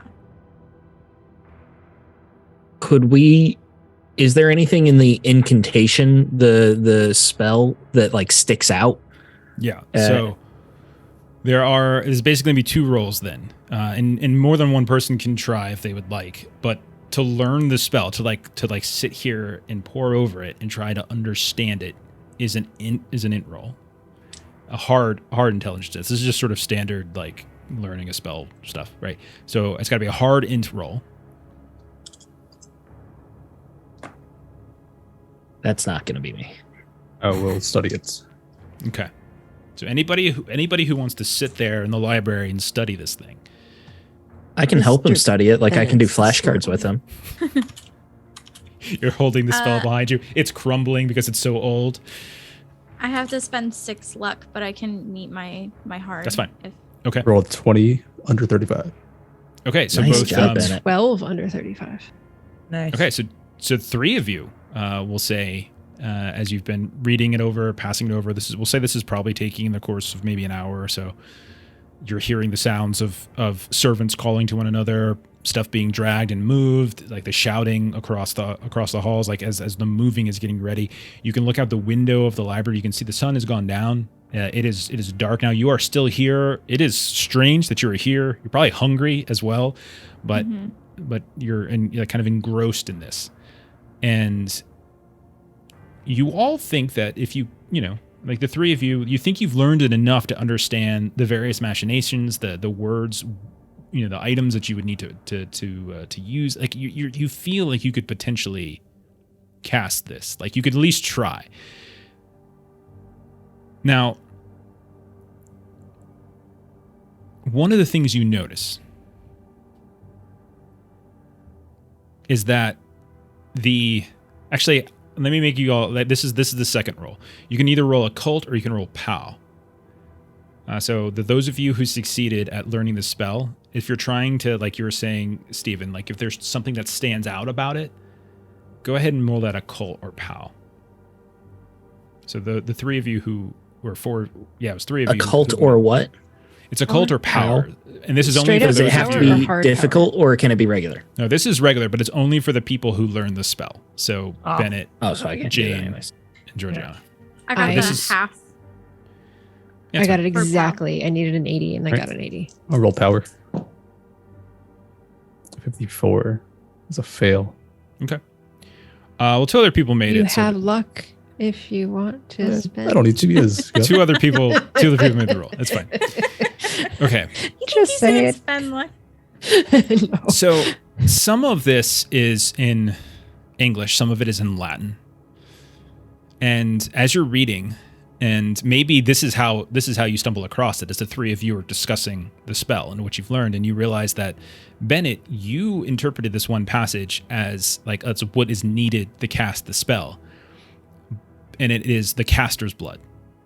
But when you say that, Jane, Georgiana, both of you like, okay, yeah, he's the poet, he's the he went to university, but you're both like kind of maybe share a look for a moment as his interpretation, his translation is incorrect. It's actually not the caster's blood, despite what Alistair is sort of like, kind of writing and rambling. But it looks as though he made a mistake. Looks like Alistair himself like kind of made a mistake, and James sort of like fumbled with it as well. And it looks as though the spell actually requires the victim's blood, like the sacrifice's blood. So he was using his blood to sort of cast this spell. So he got something wrong. And so that's kind of what stands out about it. So I would say the three of you kind of putting your heads together can probably come to the conclusion that, like, if he did in fact perform this ritual, and he did this with the intention of preventing whatever it is it's happening. The portal's opening. These creatures are coming through. Miss Elizabeth, as you overheard, Jane has always kind of felt this strange kind of pull towards this long corridor. Like, all of it's happening. So clearly the spell that he cast didn't work in some way. And you think you've figured out why. Is he used the wrong blood in the ritual? Miss Georgiana, I think perhaps that didn't mean... Did he think it meant him? That's not what that means, does it? No, we need some of Elizabeth's blood and guns to be. How dare you? We will not sacrifice Miss Elizabeth. We're not sacrificing her, but we could perhaps bleed her a little bit. How much blood does it say? Enough that Alistair all of it. died. No, maybe. Alistair lived after the ritual. Something else killed him. His grief, presumably, or the carriage or something. But not the ritual. So we just need to try to get... Did they say where we need to do this? Can we do this here, or do we have to venture back through that door to do this? The altar. Yeah. Rats. But If it is not a lot of blood, I am happy to give a little of my own, but only if it is not a lot of blood. It's no, we need generous of you. Elizabeth's. It needs to be the intended victim. And we have an answer. Have the Northlakes left? And I'll rush out and see if they've gone. You can see that Oh. carriages have been pulled out in front of the of the portico. You can see there's servants that have the door wide open in the main hall and are currently carrying trunks and other belongings. You can see that at this point, coming down the staircase, you can see Lady Lydia arm in arm with Miss Elizabeth, who does not look extraordinarily happy, but Lady Lydia does not like let her go. She's like, it looks like they're getting ready to leave. It's been, because you've been kind of at it in the library for an hour to 2 hours or so, and it's dark out. You can tell, like, they're traveling not just in the cold, but in the dark. So this is, it's relatively dangerous travel. I'll rush out them. Sir James, don't leave. Turns around, shoot you. Turns to Mr. Bennett. We are leaving. My daughter May I is have a in word danger. before you do? Kind of looks at you. Roll. How do you try to convince him? Because they're in a huff. So you explain to me how you try to convince him. Can I have jogged up behind? Oh yeah, both Bennett? of you can be there. It's fine. So James, Emma, James, you're talking to Sir James. I just realized you both have the same name. Yeah, How did I not realize this? Yeah. Your mother's name is Martha too? Let's be friends. So what is it you say, James, or Emma, if you want to aid? I'm definitely aiding. Lord Northlake, you have learned a lot about your family's history from us so far. Please trust us with one more piece, and then you can leave. And I'll say, we found an answer, a chance for you to save your family, your bloodline. Elizabeth. Kind of want to pull him away from Okay. the two, if possible. Yeah, that's fine. You can do that. As you can see, like, you catch him at the base of the stairs. Lady Lydia and Elizabeth, they kind of continue outside onto the portico as they're kind of waiting there, and they've got like their furs on, their heavier coats as they're waiting for the sort of the trunks and the bags to be loaded onto the carriages. Okay, go ahead and roll. I don't know, persuasion probably makes sense, but if you wanted to do something else, it's fine. And you can take a bonus. I'll say take a bonus die from Emma as the two of you are beseeching him, and you're specifically, trying to help, save his family. So, and remember, a bonus die is you just roll an extra tens die. Okay, my persuade is 40.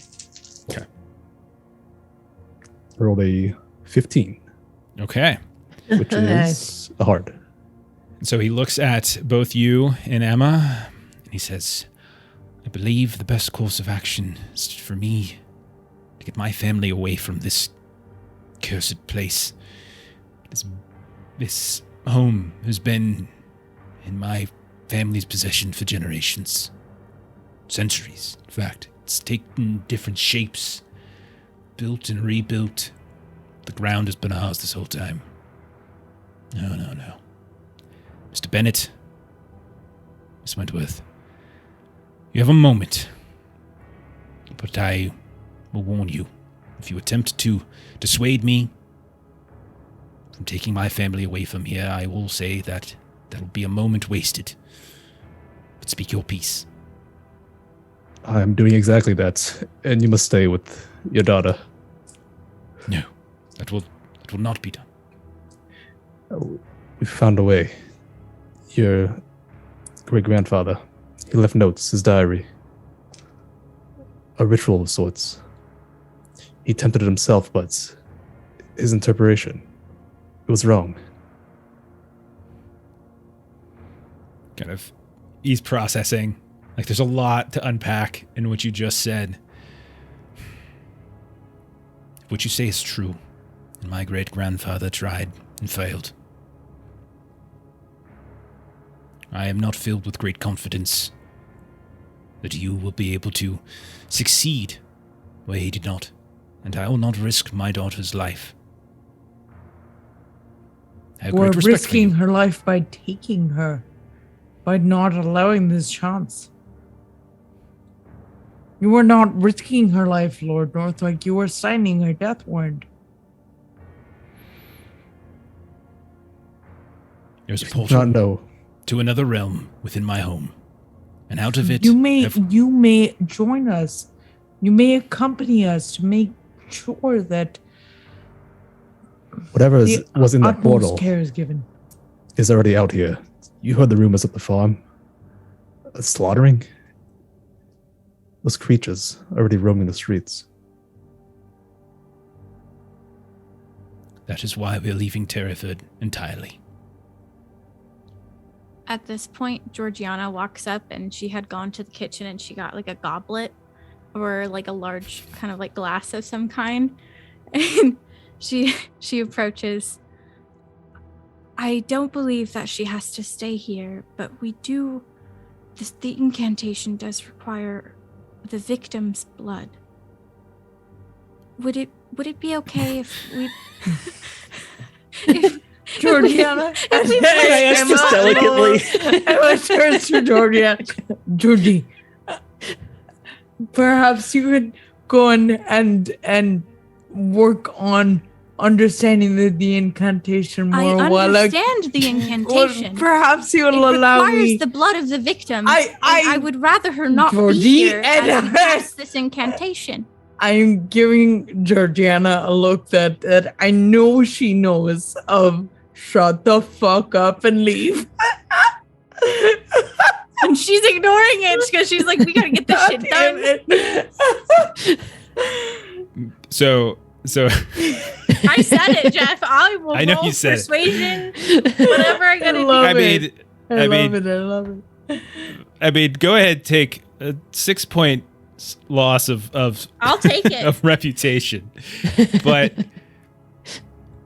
As chat said, that was an incredibly Ashley statement. it was very much an Ashley statement, and he looks incredulous. He looks towards Miss Georgiana. He looks towards Emma. I do not have time for these flights of fancy. I must get my family away from here. Good day to you all. And then he retreats. And you can see he goes off. He doesn't immediately go over towards where Lydia and Miss Elizabeth are, but he's going. You see him talking to like the driver and everything like that, like the carriage horse driver. So like they're not immediately climbing in, but like, I would say convincing him to let you cut Elizabeth up a bit is probably not going to happen. What if I found leeches or something? I'm gonna storm up. Emma's gonna drop most of the decorum at this point and kind of stomp up to the carriage and stand between Lord Northlake and the carriage door. And like, you will not leave. If you want to kill your family, then you should leave. There is nothing that we have said up until now that is you are only aware of this curse because of what we have found. Why would our findings suddenly make things dangerous for you in a way that it's unfixable now? We are your only hope. We are not asking for you to change your plans, Lord Northlake. We are asking for a moment of Elizabeth's time to try and save her life. If it does not work, you may leave with her. You see him grow like really like angry to the point where like he kind of stands up, his hand kind of reaches. You can see he's got a weapon on his, but he kind of, you can see he takes a moment and he says, Miss Wentworth, stand away from the carriage. There is a portal in my home from which monsters have already tried to attack those I care about. I will not stay here one instant longer. And I will not move. Captain Stone, please remove your friend. So I was going to say before, I wasn't actually going to the carriages. I wanted to check on the portal. Okay, yeah, you go over towards the portal, and you can see your furniture still there. Sorry, hold on. By yourself? You're going over to the portal? It's barricaded. I just wanted to make sure we didn't have anything coming out like as they were leaving. It's been a while since we've checked on it. It's been a couple hours. Yeah, you get over. Everything is still in place where you left it. So, over by the carriage, Mr. Northlake or Sir Northlake is ignoring at this point, is like kind of shouting for someone to get Emma away, or like he's going to run her over. And he ignores her and is kind of going about, and they're loading the last bits. You can see the carriage driver kind of climb up, and he says with like this venom in his voice, and if she stands there, trample her. I do not care. So Jane did go in that direction? Jane's standing on the portico with her mother, waiting for the carriages to be finished loading. She's right there. No, sorry, me, Jane. Oh, Jane, I'm sorry. No worries. I don't know where you went. There's a lot of people. So Jane would like to, I threw it in chat, but I'd actually like to try to do it. Okay. Jane is going to try, while everyone is sort of having this like straight up conversation with Mr. Northlake, Jane is going to try to take something sharp and see if she can sidle up behind Elizabeth. So she basically is going to take something sharp and just try to cut her. You're going to try to gut her. Oh, goodness. Okay. Yeah. Roll a stealth test. Prison shanker. All right. So I rolled a 26 and I have a 20, so I'm going to spend the 6 luck. Oh my God, a Hound of Tindalos? That would be crazy. Remember, it's all about the speed. You got to get multiple jabs in there. That would be a wedding party wipe. That's for sure. So yeah, that's a success. I spent some luck to succeed on that. Okay. You very stealthily come up. I would say to the, stealthy in the sense that they don't see the weapon. They see you, It's kind like of I would an say. accident. Yeah, and so like you come over, maybe you feign like giving her a hug or something like that, and you manage to sort of make a small slash. I'm thinking like on the wrist or somewhere that's like, sure. I'm not like, center mass trying to stab her. And it's very, very cold out here too, so she might not even notice it right away. I'm actually going to roll a luck test, and we'll see whether she notices My luck immediately. Of 12. Yeah. Oh, I rolled a 5. Hey, nice job. Great job, cheater. So you reach She rolled a d20. She rolled a d6 and she cuts her. She cuts her arm. There's a little bit of, so you have blood on the knife or whatever it is, like your little prison chain. I imagine that I'm a lady, of course. I imagine I have some sort of kerchief or something that I'm kind of using to capture. No, you have a bit of her blood. Certainly. And so you see Lady Lydia will look to you. Lass, this is the moment, Jane. Are you coming with us? Or are you remaining here? I will remain. I agree with Captain Stone and the Wentworths that I do actually think you are going out into danger with fewer of you, but perhaps one final thing I can do for your family would be to try to bring this to a close. Okay.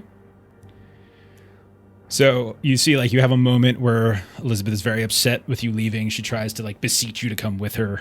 And I'll just give her a hug. Just cut her again. And so I'll actually kind of take the knife and then kind of put it in her hand, and just say, I hope you don't need this, but you do defend yourself. Okay, and she takes a look at it. She just kind of gives you a quizzical look. And you can see the two of them. They load into their carriage. You can see Sir Northlake. He does as well. Emma,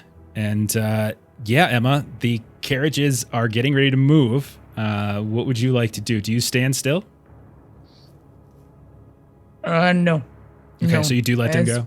And if our mother and our Lydia and Elizabeth walking up, or like they loaded up onto the carriages. There's two carriages, so they're driving two, it looks like. And so they all kind of got into one. The family got into one, and you can see some of like their various servants that they're bringing with them are coming on, as well.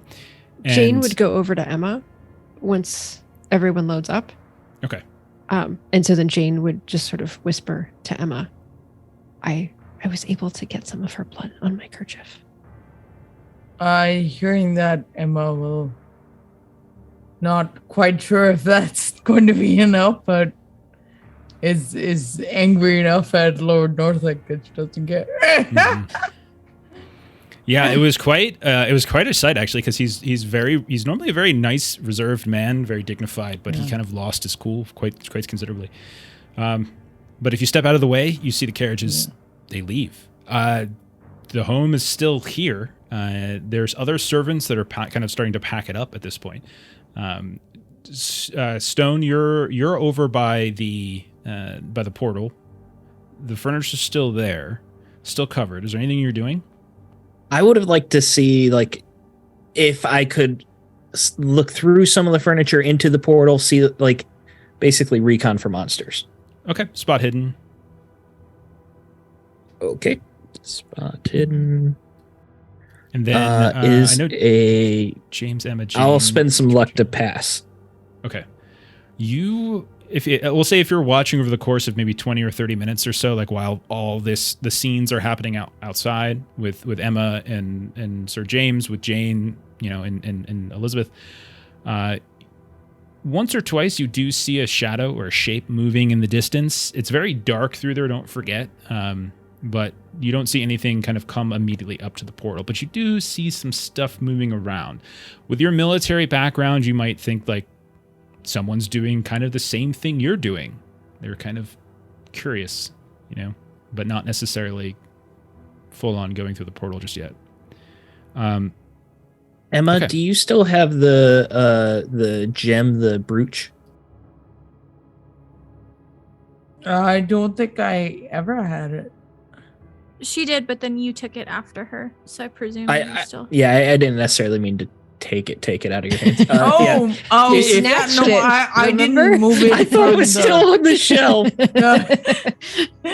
No, I didn't move it from there. Like I would have wanted to have that with me. Then is all I'm saying, just in case we need it in there. Okay, so we'll say the Northlakes have left. A few servants are scattering and kind of locking up the house still, putting coverings on furniture, putting things away, locking up valuables, etc. It's middle of the night, not quite midnight. You all are here, still in the home. They left in quite a hurry. What are we doing? While they were Standing having guard. their heartfelt scenes outside and stuff, Georgiana was looking for weapons to see if Mr. Northlake had left any behind, See if you can find a cannon. like hunting rifles or something to that extent. Good question. That is a good question. Let me see. Okay. He does not have... You're unable to find any guns, but you do find that he has left a very ornate and beautiful rapier in one of the parlors. If you want to take that. Is the Wentworth house near here? Relative to modern day, no. But like you're probably the closest neighbors to them, but their spread is so huge, it would probably take you. I actually really liked actually the idea, and I was wondering if I could like I don't know if there was like a horse and livery for me to like book it, get my guns, and then come back. That's right, because no one but Jane has their stuff because we said everybody was at church, and so Sure. like everybody's down their weapons except for Jane. I will say, I'm trying to take a look at everything that might have. I'll say that there's probably There wouldn't be a livery, two obviously, rapiers. but like a stable. Stables. If you go to search the stables, high or low, my tree. Low. Okay, you do find a like a shotgun out here. Sweet. More for like small animals or something like that. But there are, we'll say, 2 rapiers that are in one of the parlors, kind of affixed over tops of a hearth. Those they do. Let's see. I think they do a 1d6 plus 1. I think something like that. Okay. So we've got 2 rapiers and a shotgun. Yeah, that we 1d6 plus 1 is for the rapier. Would that And- count as a blunderbuss? Blunderbuss would be the shotgun, I would say. Yeah, that's what I was asking. Blunderbuss would be the right term. Yeah. Okay. I have a 45 in firearms. Just throwing that out there. Wow. Just I trying to have steal a her gun. 40. Learned that you on the take it. peninsula. You take it. I have a 40, so you take it. It's pretty What would interesting. we roll for the rapier? Rapier would be a melee Sword fighting for me. swords, probably. I'm just looking like because I was looking at their skills to see if they would actually have weapons. Oh, and like they don't have shooting. They Of any have kind. firearms. Looking for there's no no, I meant like the Northlakes. None of the Northlakes have the Oh. firearm skill. So it Got doesn't it. look like he is a collector of firearms. But I think it would make sense for like something out by the barn, maybe one of the servants or something. That would make sense. So 2 swords. If you have and a gun. 40 on the blunderbuss, Emma, then you go ahead and keep it because I have a sword anyways. Okay, sweet. Yeah, and you had that on you. So I don't got anything to use these rapier, but okay. We got something. Okay. So what's the plan? All right, Trying Captain to see if Stone. there's- I'm your soldier in this war. Bennett, you learned that spell, did you not? Yes, 3 of us know it quite well. Perhaps the women should stay out here while Mr. Bennett and I go perform the spell at the altar. Your Really? etiquette does not. Do you- I- Period accurate. Really believe that is the best course of action, Captain Stone? Just do not wish to put more No, of that us at danger was a than we need rhetorical to. question. I do not wish to hear your response. We're not staying here. I have the blood. Very well. Blood is required. All right. So I'll also say, in terms of weapons, you could probably find a fire poker, which would be a large club, which is a D8 damage. All of this, by the way, whenever I give you the damage, it's also if you have a damage bonus, which I don't know if anyone does. Stone might, but I don't think anyone else does. then you would also add it to this as well. But if there, we'll say there's a poker as well. So it's a 1d8, and that uses brawl. And then we'll say certainly the kitchen would have knives. So you can get any number of knives if you want, and that's a d4 plus your damage bonus. And that would also use brawl. Yeah, I'll pull out a little fire poker. Okay. So yeah, you're welcome to take, I would say. I mean, like you're welcome to take as many pokers and knives as you would want. It's fine. And then you get the 2 rapiers and a gun. I'm fine with that. So it sounds as if all of us have a part to play in this. Some of us know the incantation. I have the blood. And we will need eyes. Captain Stone, I don't believe that you memorized the incantation, so I do believe that we would need your eyes and shooting abilities that you learned on, was it on the peninsula? Yes. Such a toad. Guys, it's what my character would say. Such a toad. Such a cop-out. Okay. So are you going in? Let's go in. Okay. So are you, I would assume you're trying to move without being seen. Is that fair to say? Well, I Yes. didn't think about that. Probably not. So you're moving with like shouting like, come and get us, we got you. Or are you? I'm a redcoat. Worrying about being seen. It's up to you guys. I got think stealth stealth 20. is I'm a not good too worried idea. about it. Yeah, I can also. Yeah. So Stealth we're just gonna 20 do a as group well. stealth. So it'll be the lowest person with the lowest stealth. So 20, anyone lower than 20? It's the standard is 20. Okay, yeah, so anybody who wants to roll the 20, go for it. Probably somebody with luck to spend. Not me. Sorry, Yeah, I we're can do that. rolling under 20. Yeah, so you're rolling stealth to see if you can get to the altar without being seen, without making noise. But since it's a group, we're just going to do a group test. So the person with the lowest stealth is going to roll it for the group. But I Okay. just said Oh, lowest. that whoever has a lot of Lowest luck stealth might be and the highest one. amount of luck. Oh, I see. Yeah, Me and my 12 luck. 87. Probably should roll it. Should I spend luck? 87.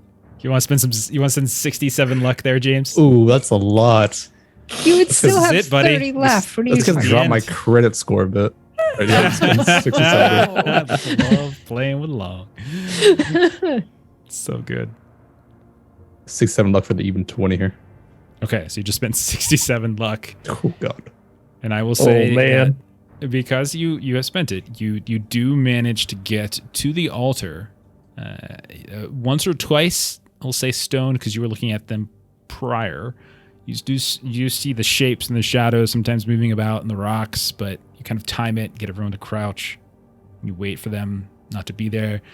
You hear the sounds of like gravel or crunching. You know something's nearby. Crouch again. You kind of move quietly and carefully, but all of you do make it back to the altar.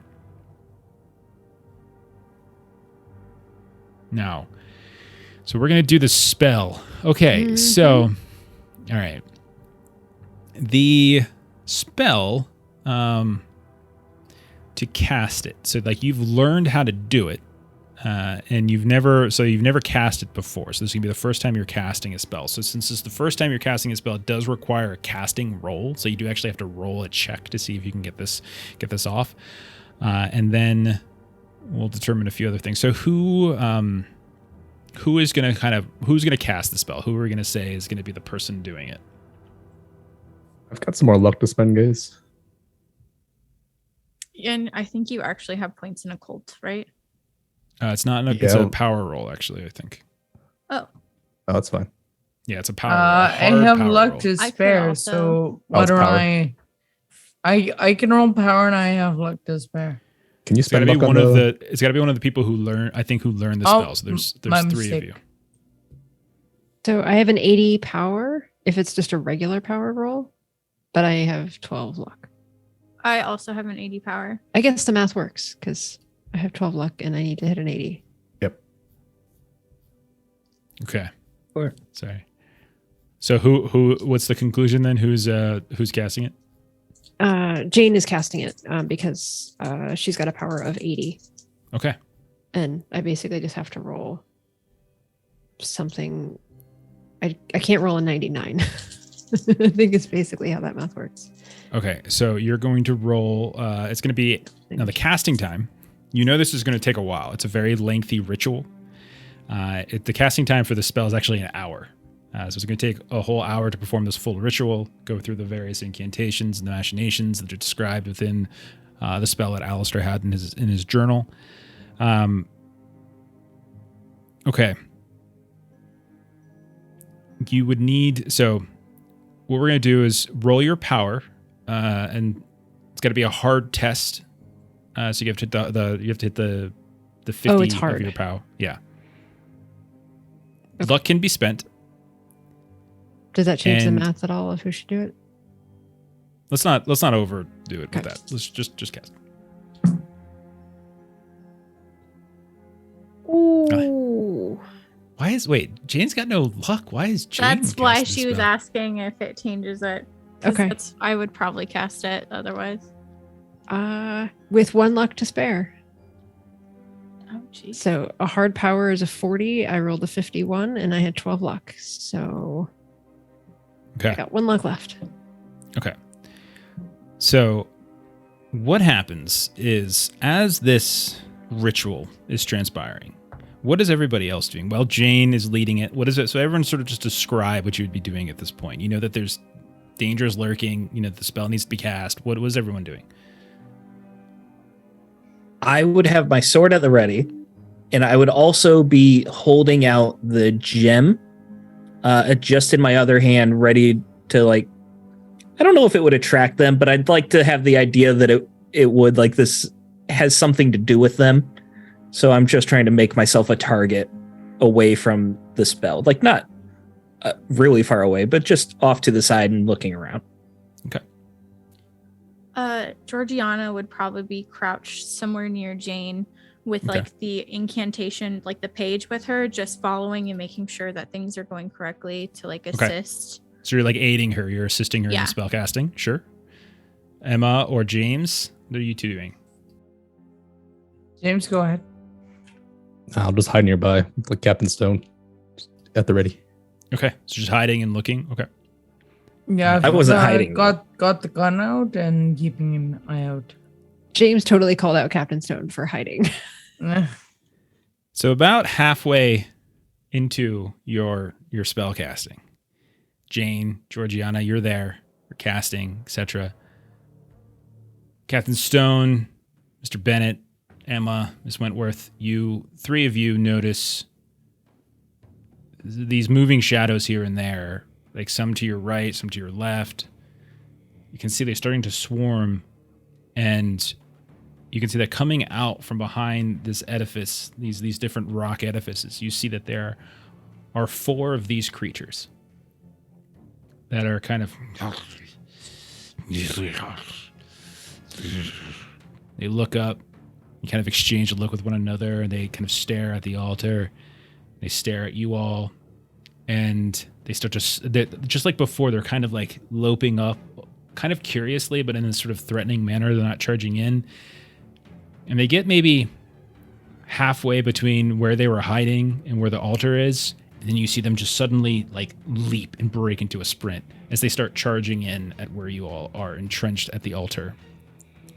However, I'm going to say that who had a gun? Who took the gun?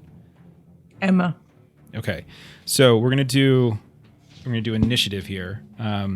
Since you have a gun, not only is it your dex score, but I think you also add... So I think normally it's your dex score, but I think you also get to add like a certain bonus to it because you have a gun ready. So you're probably going to be going first, Emma.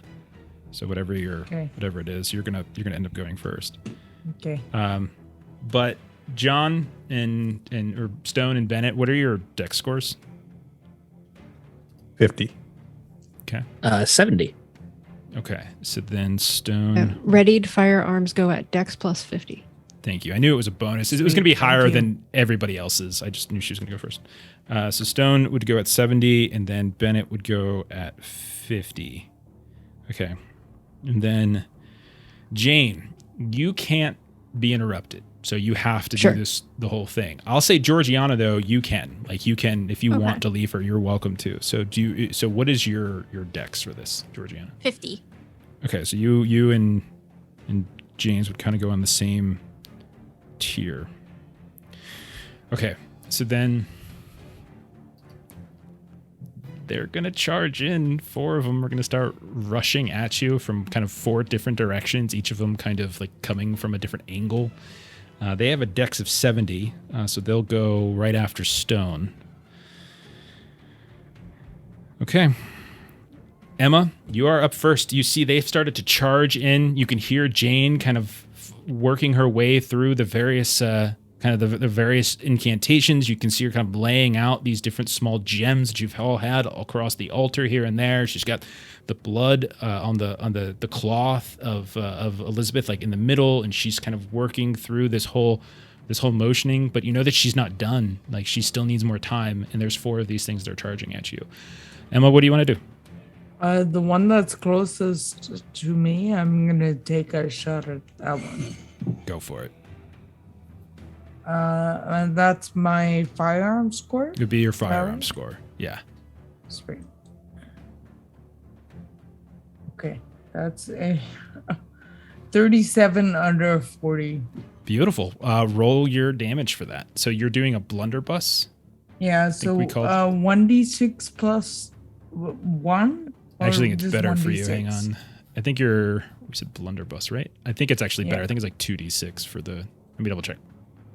Yeah, I don't know what the blunderbuss is. The rifle's 1d8, so I'd assume the pistol's 1d6. So it has So to the be better than the blunderbuss, it depends on range. It's 2d6 if you're like right up in their face, like point blank, and it's 1d6 if it's at range. If you're 10 yards away, so it's either within 5 yards. I'll say that they're probably within 5 yards. So Okay. they're close enough. So you can roll 2d6. Sweet. That is a 2d6. That's a 9. 9 points of damage. Okay. So you unload in this relatively silent place. You just hear this sort of faint wind and occasional sounds of like gravel falling and dropping off of larger rocks, and the crunching of boots and shoes on the ground suddenly rings out with the sound of this extraordinarily loud explosion of gunpowder. And you see that the body of this thing, which is kind of fairly heavy, kind of a heavy fur and skin, just suddenly erupts, and you see bits of flesh and hair and blood kind of bursts out from it as you have done a significant amount of damage. And you can see it kind of stumble back like a step or two, kind of shocked, kind of looking down at itself, but it is still standing. Holy shit. Captain Stone, what would you like to do? For King George. And I start swinging with my sword. Do you charge after the one that she just shot, or do you go for a different one? I'm going to go for a different one. 34, that's a hit. A regular hit. Fantastic. Okay. Yay. Roll your damage. I forgot I need a damage die because I don't hit ever. And don't forget, if you have 7 a damage. Do you have a damage bonus too? It's 1d8 plus 1. I actually don't have a damage bonus, but I do have a plus 1 for the saber on my sheet, so I don't know. Okay. Well, +1 is that's just what it is. So it's 7 points of damage. Correct. Okay. So let me do some math. All right. So you charge in at this other one. You're probably within about 5 yards. You and Emma kind of covering. We'll say, think of it like Jane's at 12 o'clock, and the rest of you are kind of fanned out. And we'll say like Stone, you're kind of over at around 3. Emma, you're kind of down by like 5 or so, and then James, Delta and Georgiana, formation. Yeah, it's Delta formation, and so that goes off, and you like kind of thrust, and this it reaches back, and then it's going to swing down at you because they go right after you. So this one's going to, since it's right on top of you, it's going to take a swing at old John Stone and see if it can do anything. That is an 80. So that is a miss. So it sweeps down at you after you kind of stab, you slash through its chest, and it sweeps out. You manage to step deftly out of the way. As you do, you kind of can see past it towards where Emma is. She's got the gun out and she's firing, but the thing, even though its chest kind of explodes, it still rumbles towards Emma and will take a swing at Emma that you can see happening. That is a 22 under 60, so that will be a hit. Now, the way it works, if you recall, I'm sorry, we totally went over this before, but it's been like a month, so I apologize. But no, I do not remember, so thank you. Right, so you can. So when you're attacked in melee, you can. It's basically opposed skills. So you can choose to either dodge out of the way or fight back. So dodge is your dodge skill versus my attack skill. Okay, so you would roll dodge, and if you get a better tier of success than I do, then you succeed. Or if you just tie me. So like if we like whether it's a regular success, hard success, or extreme success, if we get the same level, the dodger breaks the tie. If you choose to fight back, you have the ability to possibly do damage, like smack him in the face with the butt of the gun. However, you do the same thing you would, except this time you would roll your fighting skill, so probably brawl in this case or some other melee you might have. Except this time the tie goes to the attacker, so it's kind of up to you. Does that make sense? Okay, it does. It does. So I have to roll above your thing, but below my thing. Yeah, you would need to roll, if you're dodging, you would need to roll, I can tell you right now, I just rolled a 22 under 60, which for me is a hard success. So right. if you're rolling dodge, you would need to roll a hard success or better to avoid taking damage. If you're doing fight back, you would need to roll an extreme success. Got it. Okay. I'm gonna try and roll dodge. Okay. All right. Makes sense. Let's see. That's a 24 under a 35. But you said 22. Can I spend luck on that? You can indeed. You can spend enough. So if you have luck, you can spend. You said you have a 35. Yeah. So that's what, an 18, I guess. I can't remember if you roll up, round up or down. We'll say up because it's better for players. So that's so you roll. You roll. What did you roll? 24. So I think you need to roll 6. You need to spend 6 luck to bring that down to an 18, which would be a hard success. And so you would be able to dodge out of the way. Very doable. And so this thing, the claw comes down at you. You step out of the way and you feel it rake itself down your sleeve, and it tears your sleeve. But you manage to move in just enough time for it not to actually tear your skin along with it. The other two, this turn alone, I'm going to say, let's see, because there's 4 of you, they're each going to kind of charge in. One of them, James, you're a little bit further out, kind of hiding, you said, so one of them will be able to get to you on this turn. And so it'll attempt to attack you. The other one is going to charge at the altar where Georgiana and Jane are. And so I'm going to say that's going to take like his whole action just to get up in there. So he won't get an attack this turn, if that makes sense. But James, since you were out, you said you were kind of near stone or whatever, so it's going to get an attack on you. Do you want to dodge or fight back? I did succeed. Do you want to dodge or fight back? There's no real penalty for doing that. No, there's no penalty. You're fine to do it. It's just a question of which do you prefer. Dodge.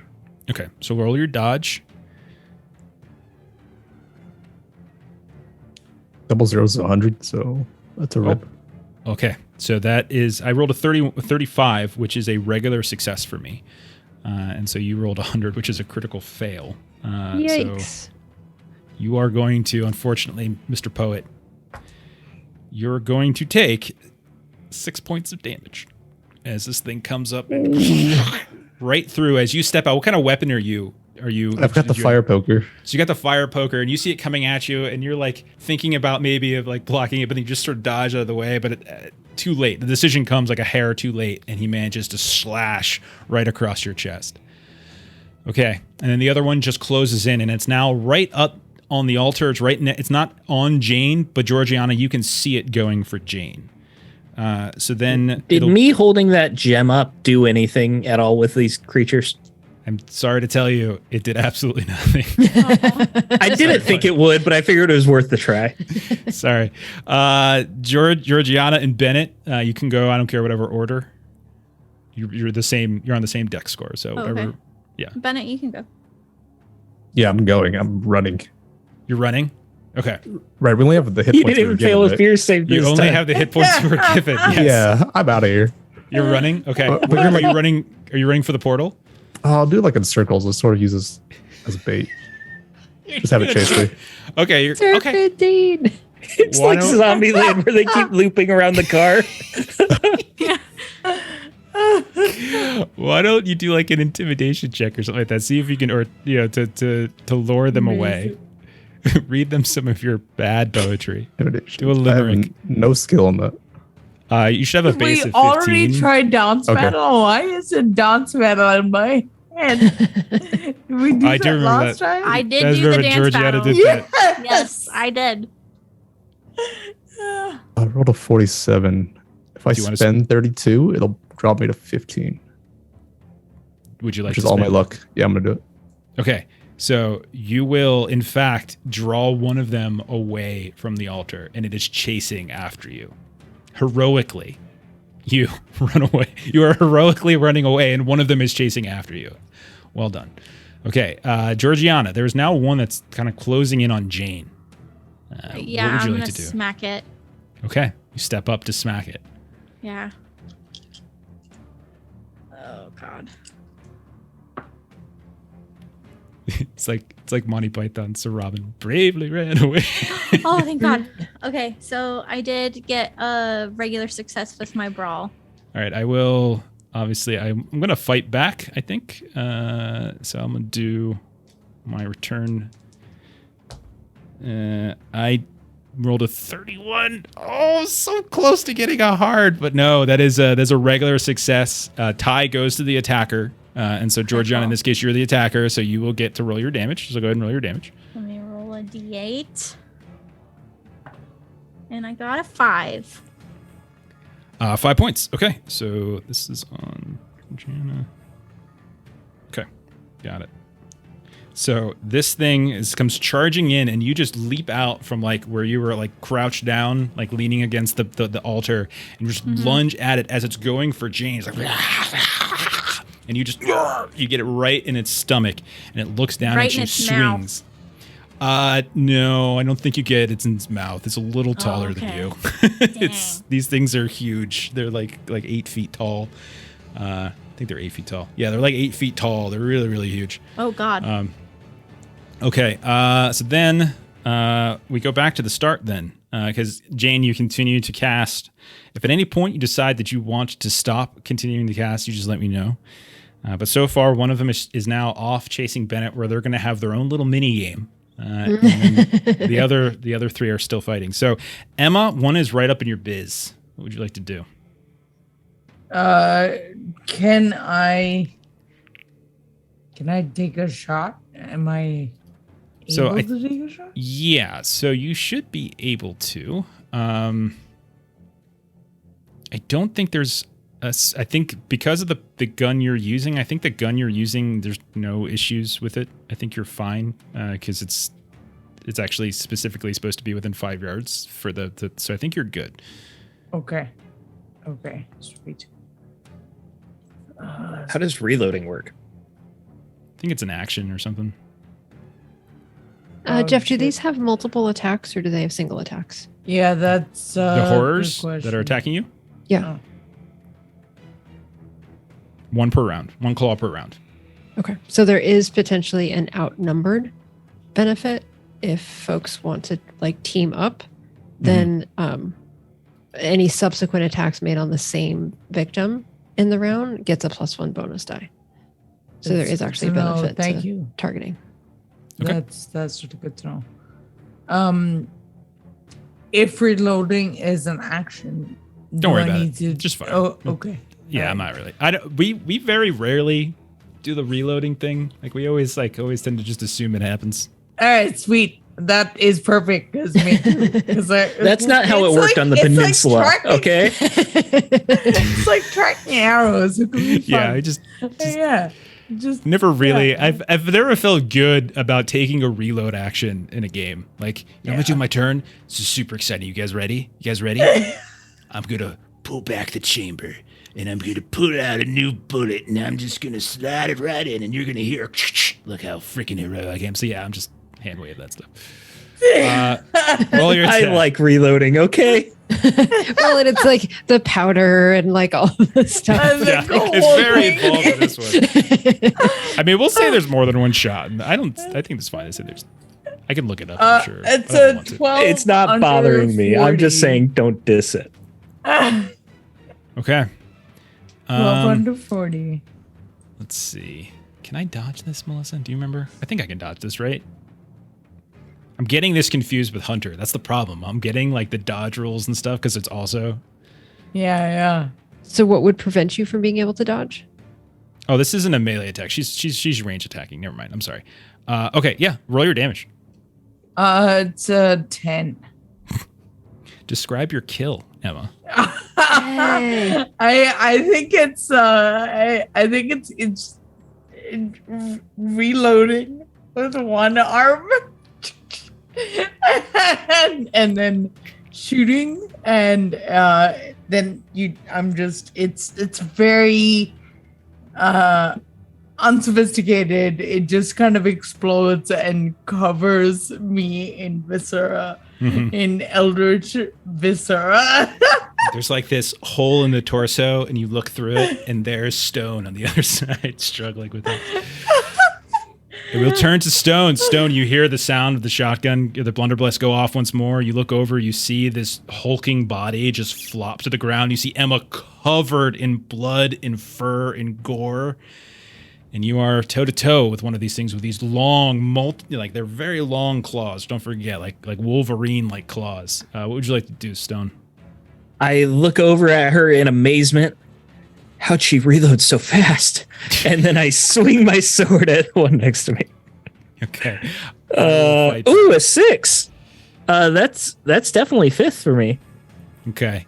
I actually got 26, which would have been enough for a hard success. However, you got an extreme success, so you win. Yeah, roll your damage, man. Hey. That's another 7 damage. Okay. Consistent. Yours is still up and kicking. I mean, you're slashing through this thing, and you realize that, like they're covered in fur and this rough hide, and every time you slash into it, you can feel like it's hard to press this. It's just not just cutting through the flesh of a man, of like one of the soldiers out in the peninsula. This is cutting through something rougher, something thicker. I remember from the previous fight, I slashed him with my sword and still didn't actually do any serious damage. Mm-hmm. Oh, you're kidding. Like you're seeing blood come off on the blade for sure. The last time I rolled a 1. Quick question on that. Was the defender fighting back or dodging? I was fighting back. Okay, then never mind. Yeah. Fighting Okay, back. There's extreme levels of success gives you some cool stuff, but not if the defender's fighting back. Yeah. Gotcha. Thank you. These will always fight back because I just feel like I want to be aggressive with them. Okay, so just so we can be accurate, because I know Steven's going to flip out. The blunderbuss has 1 uses per round, 1 per 4 rounds. So if I'm understanding that correctly, 1 use per 4 rounds is that it's a 3 rounds to reload that thing. Oh my God. I don't mind if she fires every round. I really don't. I'm just saying. Then there's 1 bullet in the gun. So and a malfunction happens if you roll 95. So we'll say she's out. She got her 2 shots off. She got 1 killed, and so now you're out. We'll say, okay, there you go. That's fair. Okay. Now I feel like I'm taking a gun away from my tray. I don't mind if she fires every round. I was going to be a benevolent GM and let you do it, but Steven's here, and he refuses to allow it to happen. I hate love. I hate love. I love it. Actually, this gun can now turn into a blunt object. Yeah, we'll call it a club. I was hoping that we can maybe change with that. Is that okay? Yeah, 1d8. We'll call it a 1d8 club. No problem. Okay. No problem at all. Okay. We now have a picture in Discord of a 4-barrel blunderbuss. Okay. All right. Fantastic. So the one she's got 2 more shots. Stone, this one on you is going to continue to try to get at you. All right. Are you fighting back or dodging? I did roll. Fighting back, of course. Go for it, man. I like it. We're being aggressive. Thank you. That is a regular success. I also got a regular success. However, because you're fighting back, the tie goes to the attacker. So since I'm attacking, I'm going to get my damage off on you. Oh, look at that. I rolled max damage. Oh, no, I'm just kidding. Just kidding. Let's see. That's a 2 and that's a 4. That's 6 points of damage. Well, we only have the hit points we're given.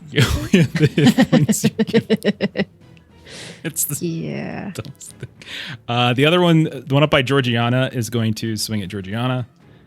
Georgiana, are you dodging or fighting back? Dodging. Okay, go ahead and roll.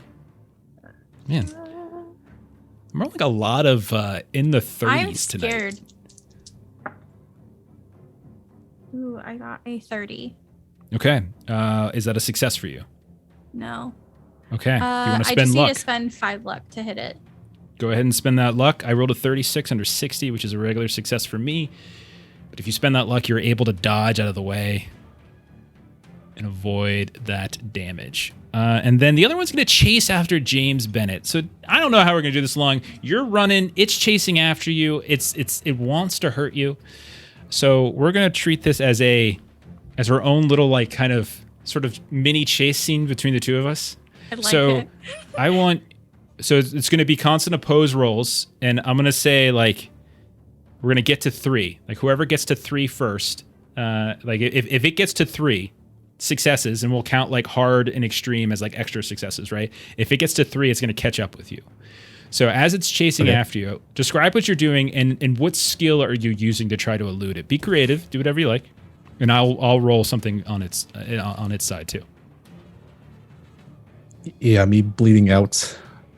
I'm being inspired in this moment. So I'm just going to do some poetry while I run. You could try to... I'll let you do this one time because it's hilarious. As you're just shouting something into the air. Okay. As I Is this run like a through the darkened seduction? realm, my heart beating faster with fear. I can feel the monster's breath upon me, hearing its footstep drawing near. Roll your freaking poetry. Yeah. test. This is his theology. I got a 7 extreme success. Oh my god. All right. I'm going to just try. I'm just going to roll like a jump or something. I'm just going to try to jump on top of you. Okay. So I rolled a hard success, but you rolled an extreme success. So that's so you manage, as you're kind of taunting it with these like it crawls up on top of like one of this rock edifice. It sees you. It's about to do this like top rope jump down onto you, like this people's elbow, as it's going to crush you.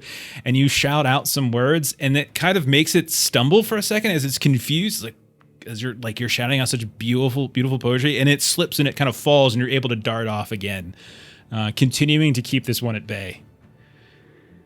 Oh my god! And then Amazing. We'll go to Georgiana, because we'll say that was Bennett's turn, as we'll do it at the same time. So Georgiana, you've got this one on you. It just swung at you, missed. You stabbed it, trying to get past you. It actually looks like it might be trying to interrupt this ritual. So what would you like to do, Georgiana? Your last line of defense. Yeah, she doesn't want this ritual interrupted, so she's going to attempt to attack it again. Go right ahead. I will continue to fight back. Oh, baby. That's a good roll. Oh my god. I got a 5. I got a 6. So Okay. we both got extreme successes? Yeah, so you got... Oh, goodness. Well, what's your fight? 25. Okay, so your extreme success is a 5, so it's right Yeah. on 5, yeah. So yeah, also extreme success. Your attack hits. Roll your damage. Yes. Tie goes to the attacker. Oh, where's my D8? Okay. 7. Okay.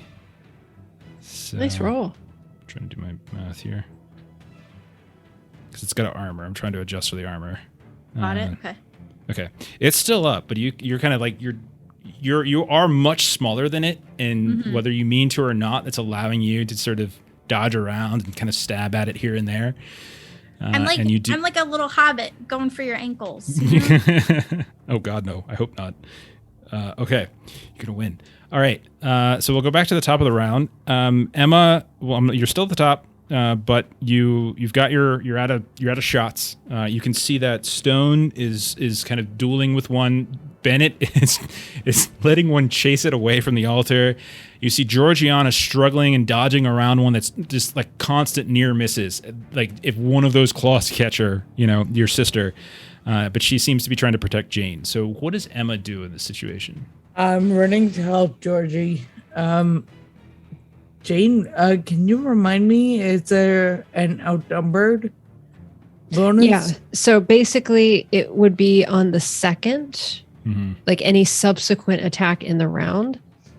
If So the I don't character get has any already- bonus, but Georgie would. Georgiana could. Yeah, Okay. she would get a bonus die because that character would have already dodged or fought back earlier in the round. Unless you kill it, because I believe Yes. in you. There's that. My baby sister has this locked. Strengthened by Georgie's belief. I'm gonna try and club this thing. Okay, go for it. It has taken damage already. Since I can't, shoot it, Steven.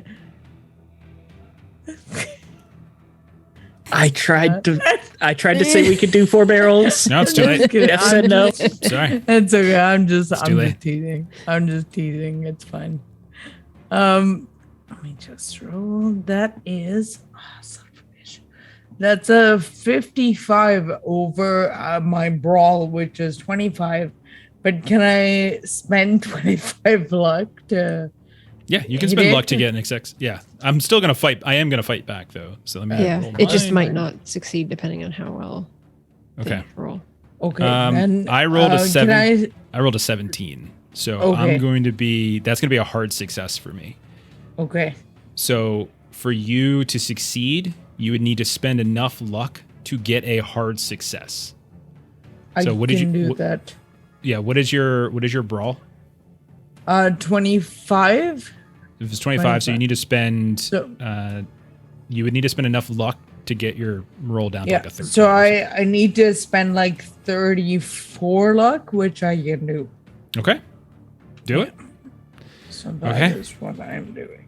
So this goes to Nice. swing. It reaches this claw, it wheels around with this huge claw, and it's going to sweep it right down. And you watch as justice is about to catch you, perfect timing, the claw gets caught on the side of the altar, and you can see it like slows down, and it just kind of drags across the underside of like the altar where Jane's doing her ritual, and you can see the stone like kind of rip free and rain down. It gives you a moment opening to just sort of just smash it right in the face or right in the chest. So roll your damage. 1d8. 7. Plus 1. Oh, 7 plus points? 1 is 8. I can't remember if it's plus 1. Something's plus 1. Something's 1d8 plus 1. Oh, Might be a if it's sword as just a D8, it's 7. If it's a D8 plus 1, it's 8. well. 7 is just enough, actually, as that will be Sweet. enough to kill. As you take out, describe how you take your second one out, Emma. Yes. I'm gonna run up with the Emma. gun and use it to clock it on the side of the head. And I think I just get the one soft spot. Yeah, you get it like right in the Makes temple. sense. You see the face just sort of collapse a bit. These huge fangs and teeth just start flying out along with this dark, viscous blood. And like you can hear the wrench of like the shoulder as it gets caught on the altar as its body tries to go the opposite direction. And then its neck just cracks and it falls. Oh, gross. I love it. Captain Stone. Emma has It's killed okay two. to be in love with me. Captain Stone is Oh, out what here a- fighting for his life, and Emma is just like Master Chief, just mowing them down. Just John Wicking across the dark Yeah, place. yeah. Okay. I'm gonna keep swinging my sword. Okay, go for it. I will fight back. Can I spend luck before or after you fight back? I mean, I'll tell you what I rolled. I don't mind. I rolled a 59 under 60, so I did succeed, but it's just a regular success. I also just got a regular success. That's all you need. You're attacking. And so I'm fighting back, so the tie goes to you. Oh, so I win the if you- tie. So Okay. you're fine. I actually just realized I would need one more point for a better success anyway, so it doesn't matter. Go for it, man. Roll your So damage. Ooh, 8 damage this time. Describe your kills. That is enough to take this one down. Oh, I think I've been slashing at it over and over again, and it continues coming at me so aggressively that I'm still like backpedaling away from it until finally it lunges at me one final time, and I just stick the hilt of my sword on my chest, and it uses its own body weight to just impale itself, and we kind of fall backwards together. For a second, it almost looks like it falls on top of you, but then you kind of roll off to the side, pull the sword out. You look up, you're covered in blood, guts, and you see Emma covered in twice as much blood and guts as you. Lock eyes. For a moment, everything seems fine, but then you hear like the frantic shouting of poetry, and you watch in the distance, like 30 yards away, you just see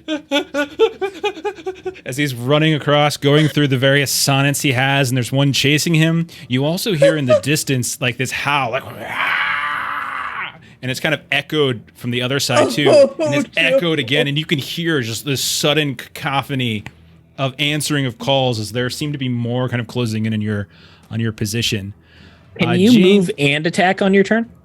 Yeah, you can move a little bit. It's kind of. I would just like to start headed towards James. Is all. Yeah, that's fine. James, give me another roll here. Let's see if it catches up onto you, and tell me what you do. Give me another roll. Do something different.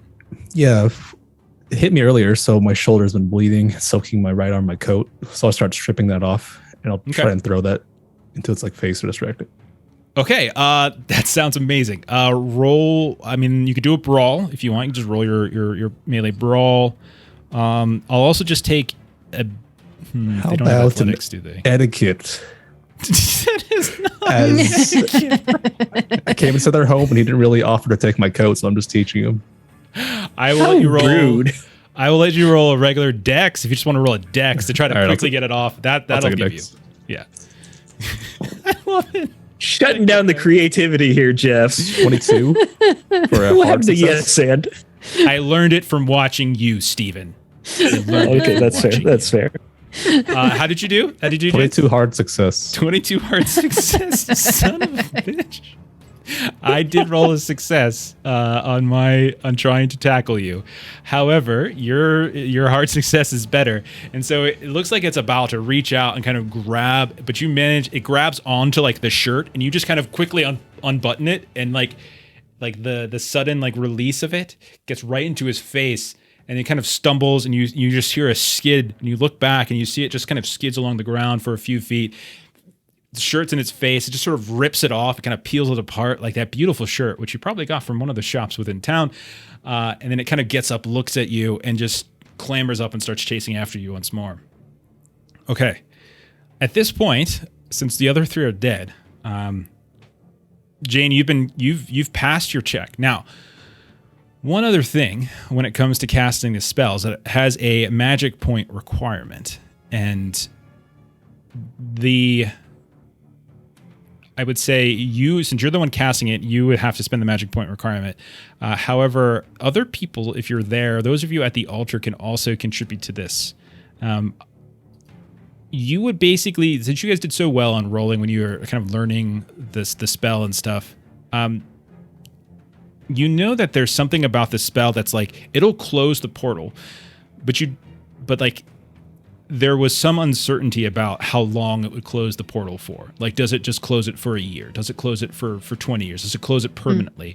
And you know that the theory that Alistair was kind of going on was the idea that the more of whoever was performing the ritual, whoever put more of their essence, their energy into it, the greater the likelihood that this would remain closed for longer and longer periods of time. So, how many magic points do you have, Jane? I have 16. Okay, so let's see if I get this right. So you can spend Just more than my hit points. 16's impressive. I have 8. Oh, I have 12, also more than my hit points. So it should be like 1/5 of your Okay. So how much do you want to spend? And other people can assist in this too. Now that those of you who are no longer being chased around. So John, you're going to help out Bennett, but like Emma and Georgiana, you're here at the altar too. So if the two of you wanted to contribute, but it just mean like you're assisting Jane here towards this latter stage of it.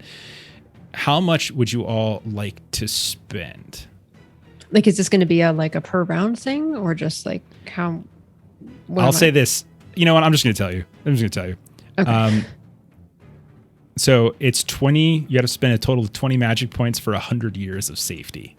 So obviously this would be explained in a way that was less mechanical. Like it would be, like, but basically the message abstract. that we get is the longest it can go is what we've seen so far, which was 100 years in between. So we yes, but you do know another way to do it. Yeah, you're skipping a sacrifice. Right. Okay. So other people can do it. However, whoever participates in donating magic points is going to take sanity loss. So casting a spell requires sanity loss. So we'll cover that in a sec. But so Emma's down to help and donate. What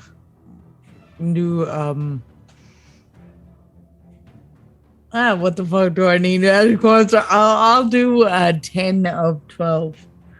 Okay. And Emma, you're going to contribute Emma 10. Is brave and stupid. Okay. MVP, honestly. Jane, are you contributing the other 10 then? Yeah.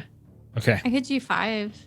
Okay. Yeah, we'll split the last. Yep. Split that last. But between the three of you, you're able to get to 20, and you don't deplete your magic points. If you deplete your magic points, you start dipping into your HP. So yeah, let's not do that. So we watch as the three of you, like your hands all go down onto the altar. Like you start kind of, Jane, you've been going through the chants. Emma, Georgiana, you start to follow and echo into it. You watch as like that cloth that has like that has Elizabeth's blood on it begins to sort of liquefy, and you see the blood almost kind of magically peeling off of the cloth itself and begin to kind of pool on the stone. And it's like shifting and moving around without you all kind of doing anything. Your hands have grown desperately cold, or at least the stone on the altar has as you're going through this chant. And you watch as like that little trickle of blood goes in and out of the engravings, the carvings, where the various initials and years, some of them quite faded, others more recent, until finally it kind of spreads and blends a bit with the other stains of blood on the altar. A moment or two passes, you feel your hearts beat. You feel a sudden bit of drain kind of come from you. Each of you will take 3 points of sanity loss. Okay. From seeing this happen. When you look up, you hear this, or when you kind of look around, you see those strange carvings, those bands of carvings on the obelisk that's standing right next to it, with those disgusting, hideous depictions of the monsters and the gods devouring each other. They've begun to animate. They're kind of like shifting and moving around in kind of this zoetrope-like fashion, kind of chewing on one another. You watch them gnaw and gnaw. You feel the earth begin to rumble a bit. You see the tiny little specks of dirt kind of pop a little bit off the ground. And as you look around, one of you probably looks over your shoulder, you can see, about 200 yards or so in the distance, the portal. You can see it beginning to start to show those lines of those Venetian blinds once more as it's beginning to close. You only have so much time. You have successfully cast the portal, but you have to get out as well. Let's run. Oh, I think we did it, ladies. I think we did it. Georgiana's the one who notices, and she's like, no time to rest, as she's still holding onto your hands, and she starts running towards the portal. Oh, okay. And Jane kind of stumbles and turning around. So the three of you start running. I'm going to go back to Bennett really quick. Bennett, you still got this thing on your tail. What are you trying to do to avoid it capturing you this time? How's the terrain in here? Is there like fallen logs? There's No logs whatsoever. It's all stone. There's fissures. Remember, there's ruptures in the ground, cracks here and there, chunks of stone, edifices and stuff here and there. It's all like And it rough just drops gray out a stone. hole. Just cannonballs into a fissure. I'll take a fissure-heavy path then and start jumping. Roll a jump test. I was hoping you would pick jump. They are very good Really? at jump. Oh, because geez. they're very good at jump. Makes sense. That's a 98, which is terrible.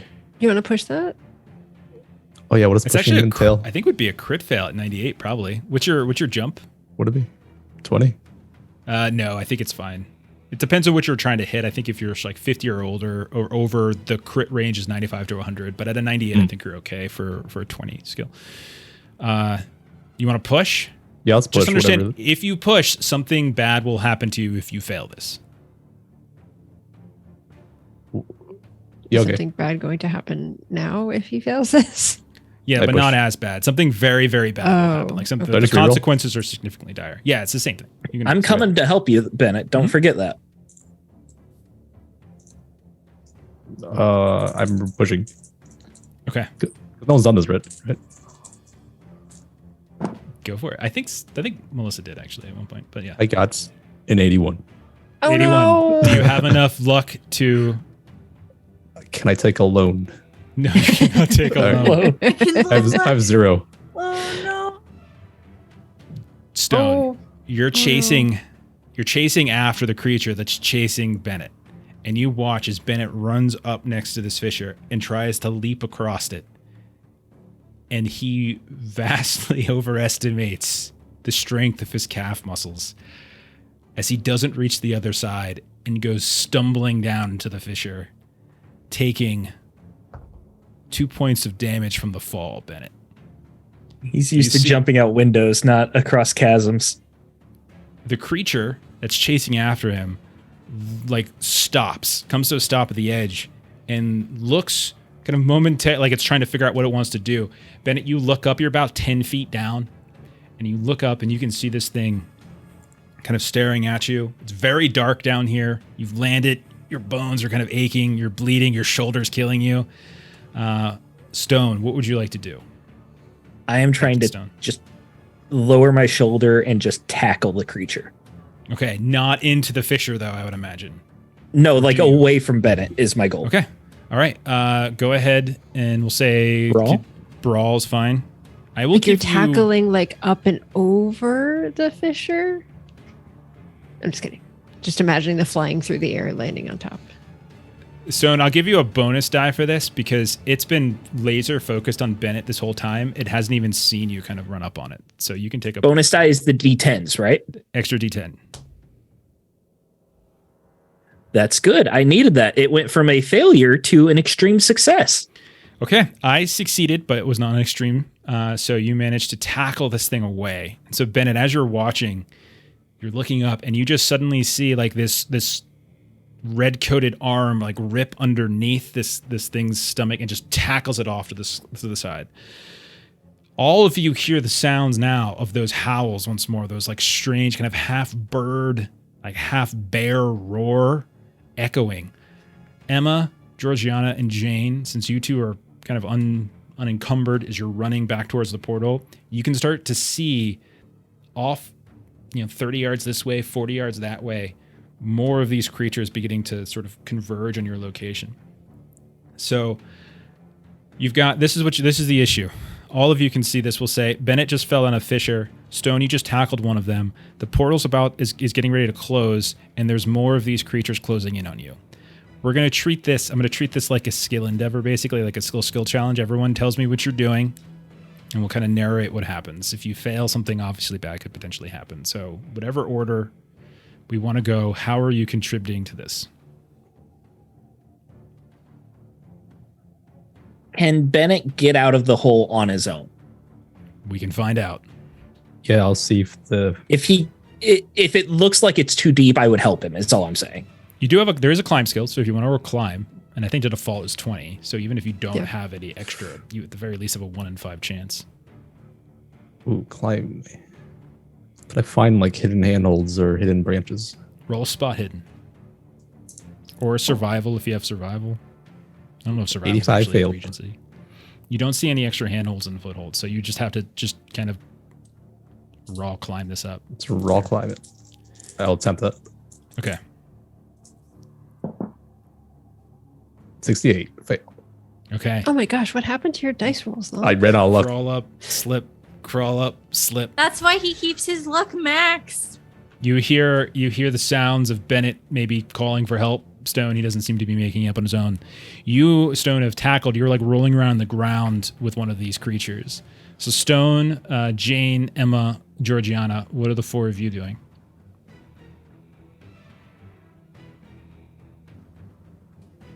Jane would like to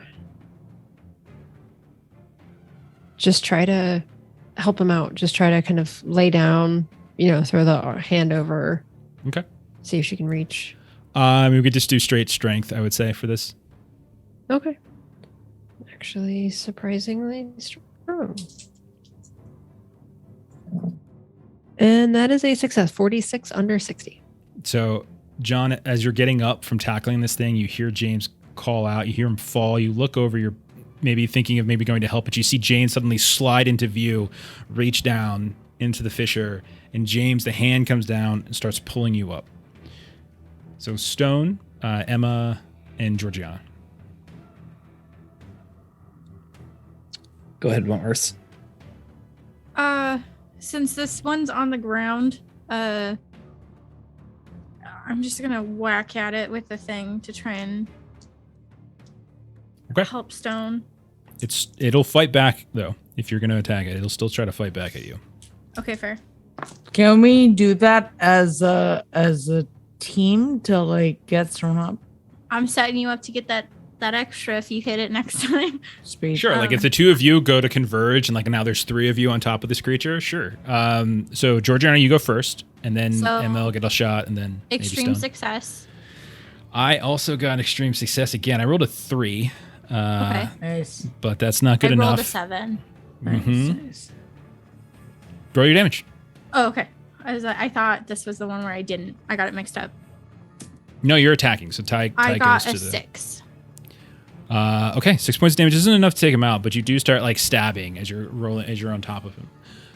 So then she uses like the hook of her fire poker, and she like gets it in, and she like rips.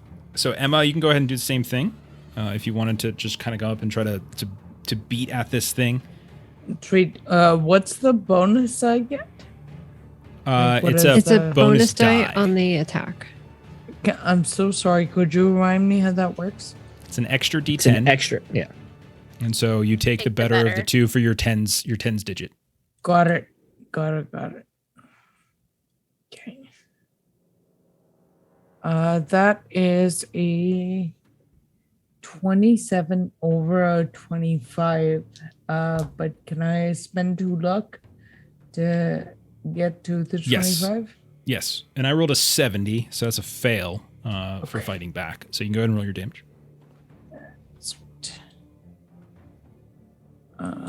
It's a D8. That's a 4.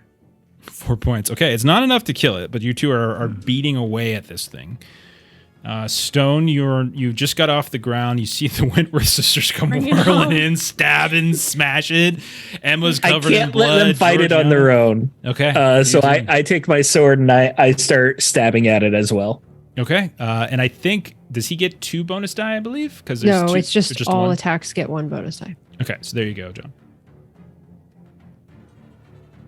Even with bonus die, it's a fail. Do you have luck? Let me. Yeah, I don't even have enough luck to burn. Okay. So it was at 62. I needed a 45. Melissa, can I fight back each time? Is there a penalty for me, or I can only do it once? It sounds like once a character has dodged or fought back in a round, all subsequent attacks on them receive +1 bonus die. It does not apply for those with multiple attacks who may dodge or fight back as many times as they have attacks before the outnumbered rule applies. Okay, so I can only fight back once then because I only have 1 attack. Yeah, that sounds like okay. attack. So yeah. Cool. Okay. So at this point, James, you managed to pull James up out. And so James, you're out of the fissure. The two of you, as you step up, James, you're looking over top of Jane's shoulder. You can see the Wentworth sisters and Captain Stone beating away at the one that was chasing you. But you can also see about 30 yards behind them, there looks to be about 6 more closing in your moving increased speed. You look off to your right and you can see another 70 yards away. The portal is the like you can see it's doing that kind of closing of the vines type or of the blinds type of thing. What do the 5 of you want to do? Run? Make haste toward the portal. Okay. So if the 5 of you all just break into a sprint and start running, I'm going to say... yeah. Could I be a hero? And die. I mean, you can. And if they all run towards the portal, we got 2 groups of them coming from the other side. Would I be able to like charge one of the groups just to buy them some more time?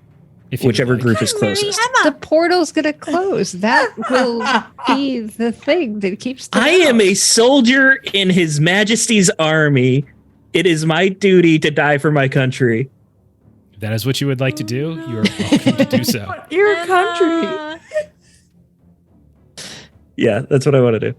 So the 4 of you get up and run. Stone, you get up and you kind of linger an extra step. Maybe they think you're running behind them. I would say if anybody wants to, you can roll a spot hidden and you can see that he's not following you. If you want to, you do not have to. But if you just want to run for the portal, you can go. Yeah, I'm gonna roll spot hidden because Okay. just to see. I wouldn't And be very feel- stealthy about it either. Like after a few steps, I would yell for King George or something like that. Oh Okay. no! Hang on, I didn't. Oh, spot hidden, not stealth. Yeah, no, I failed my spot hidden. It's about you've run probably halfway the distance to the portal from where you just were standing, Emma, when you finally hear Captain Stone echoing from behind you for King George, and you look over your shoulder and you see him charging into what looks like about 6 or 7 of these things that are kind of bearing down on the portal, and he's got his saber up and he is charging in gallantly.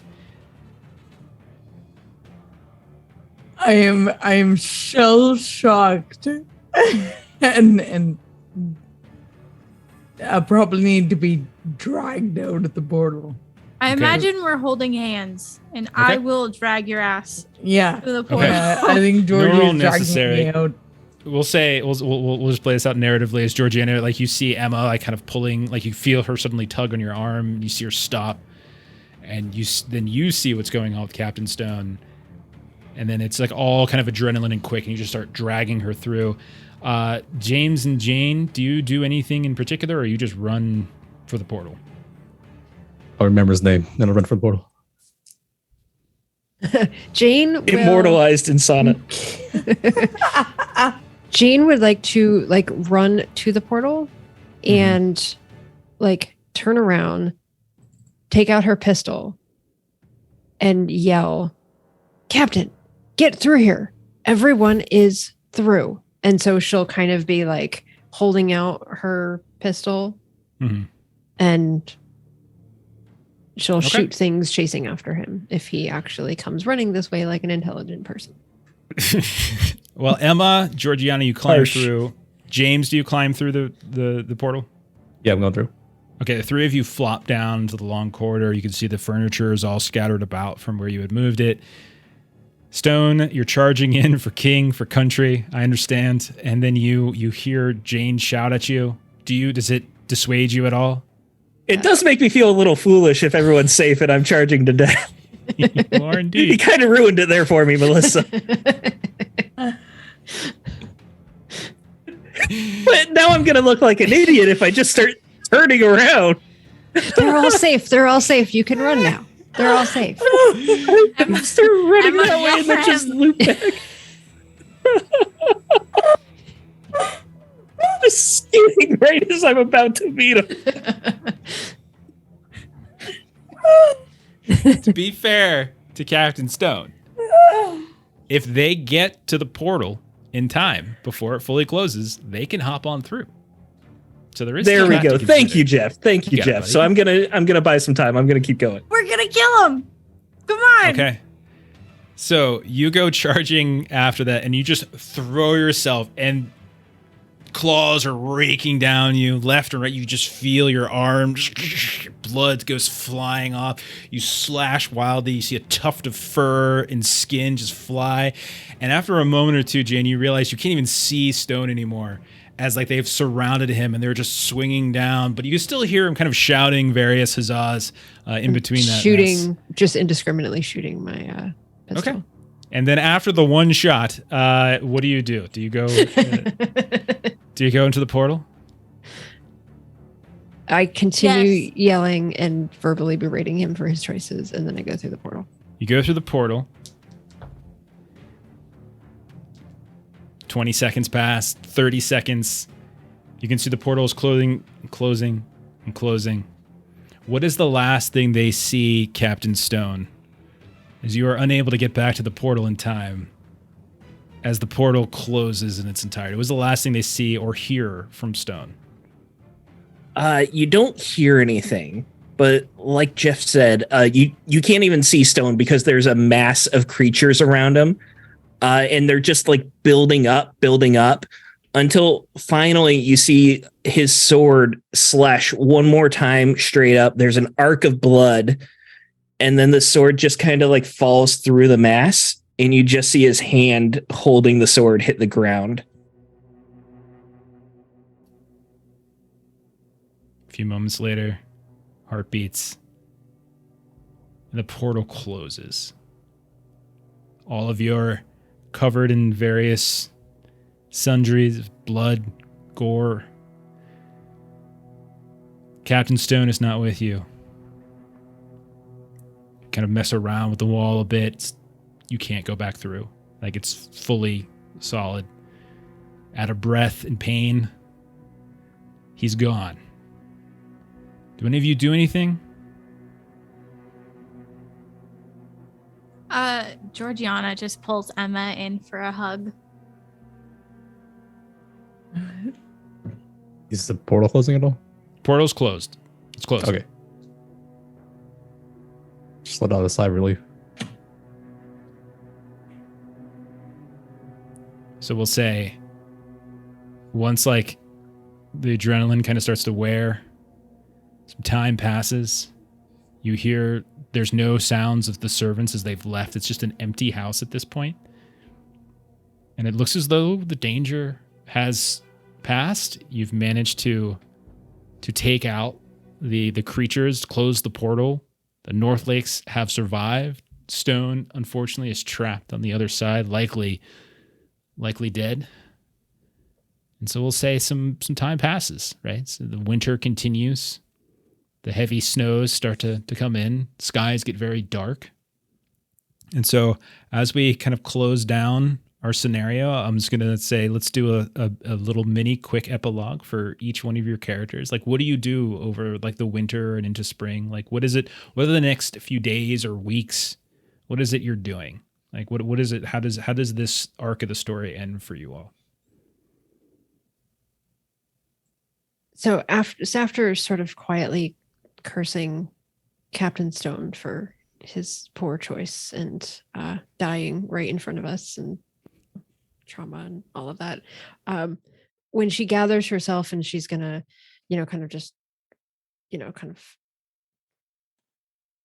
flatten her skirts and whatnot, she will, because she's Jane, pat at her pockets, and she just wants to make sure that she still has the jewels that had been picked up while there. And so Jane will, kind of gather whatever jewels were picked up and pack her things up. And I think she would send, make sure to send word to the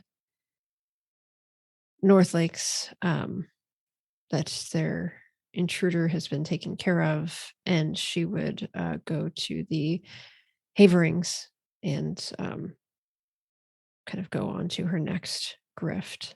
And I'm sure there's something while no one else was in the house that she also pocketed. There's plenty of things you can get. You have the run of the house. Yes, that would also happen. So the jewels that she had in her pocket from the other side of the portal, and some plenty of other things. Yes. Okay. And the Haveroons take you with open arms. They're happy to have you, house you for the winter, no problem. Bennett or the Wentworth sisters? How does your story end? This arc, anyway. I'm going to find Susan. What's her name? Potterton? Potterton. I'm going to call upon her. So you call upon the Potterton household. You see Marianne Potterton, the older sister, who's kind of watching you the whole time as you're kind of meeting with Susan's. The two of you are in the sitting room. Outside the window, we can see the beautiful blanket of snow. Are you reciting poetry to her? Are you showing her your scars? What are you doing? Yeah, classic. Got new poetry to recite her. Just about her smile and stuff.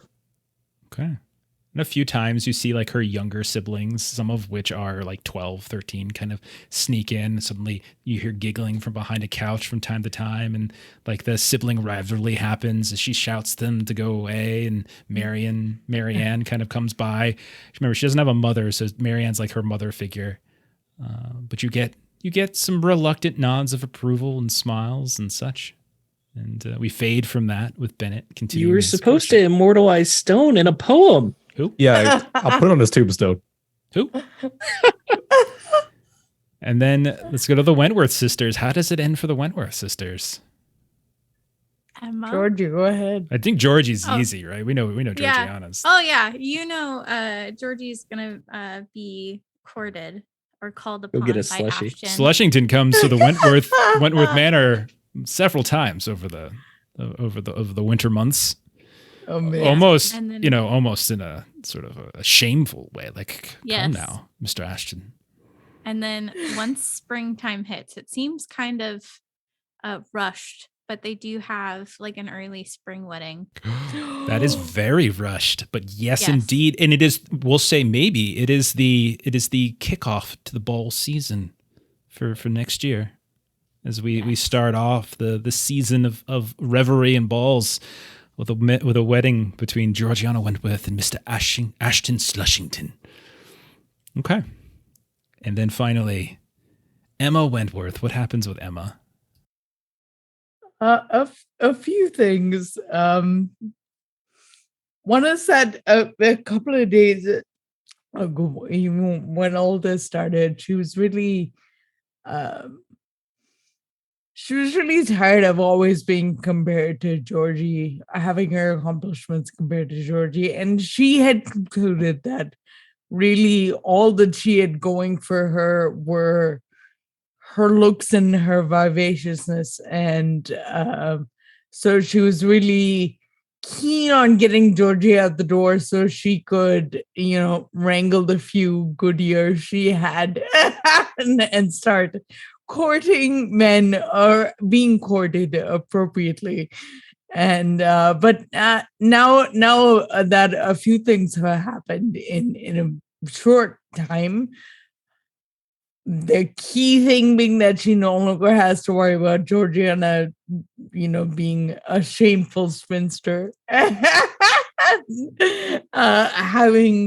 Mr. Ashton call as often as he does, and watching them be just soppy and sweet with each other. It's a little disgusting almost, but very sweet. It's really awkward more than anything.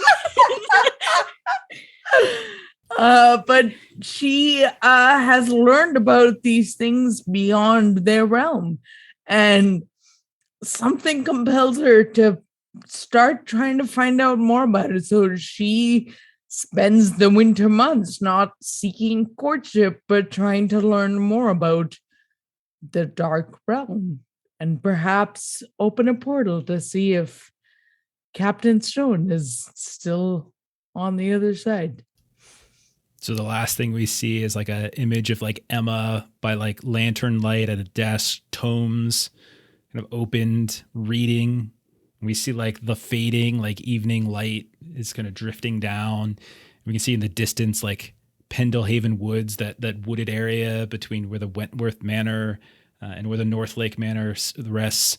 Camera kind of shifts and sort of moves out, and we see this very slight movement of like branches and brush as a shadow just shifts past.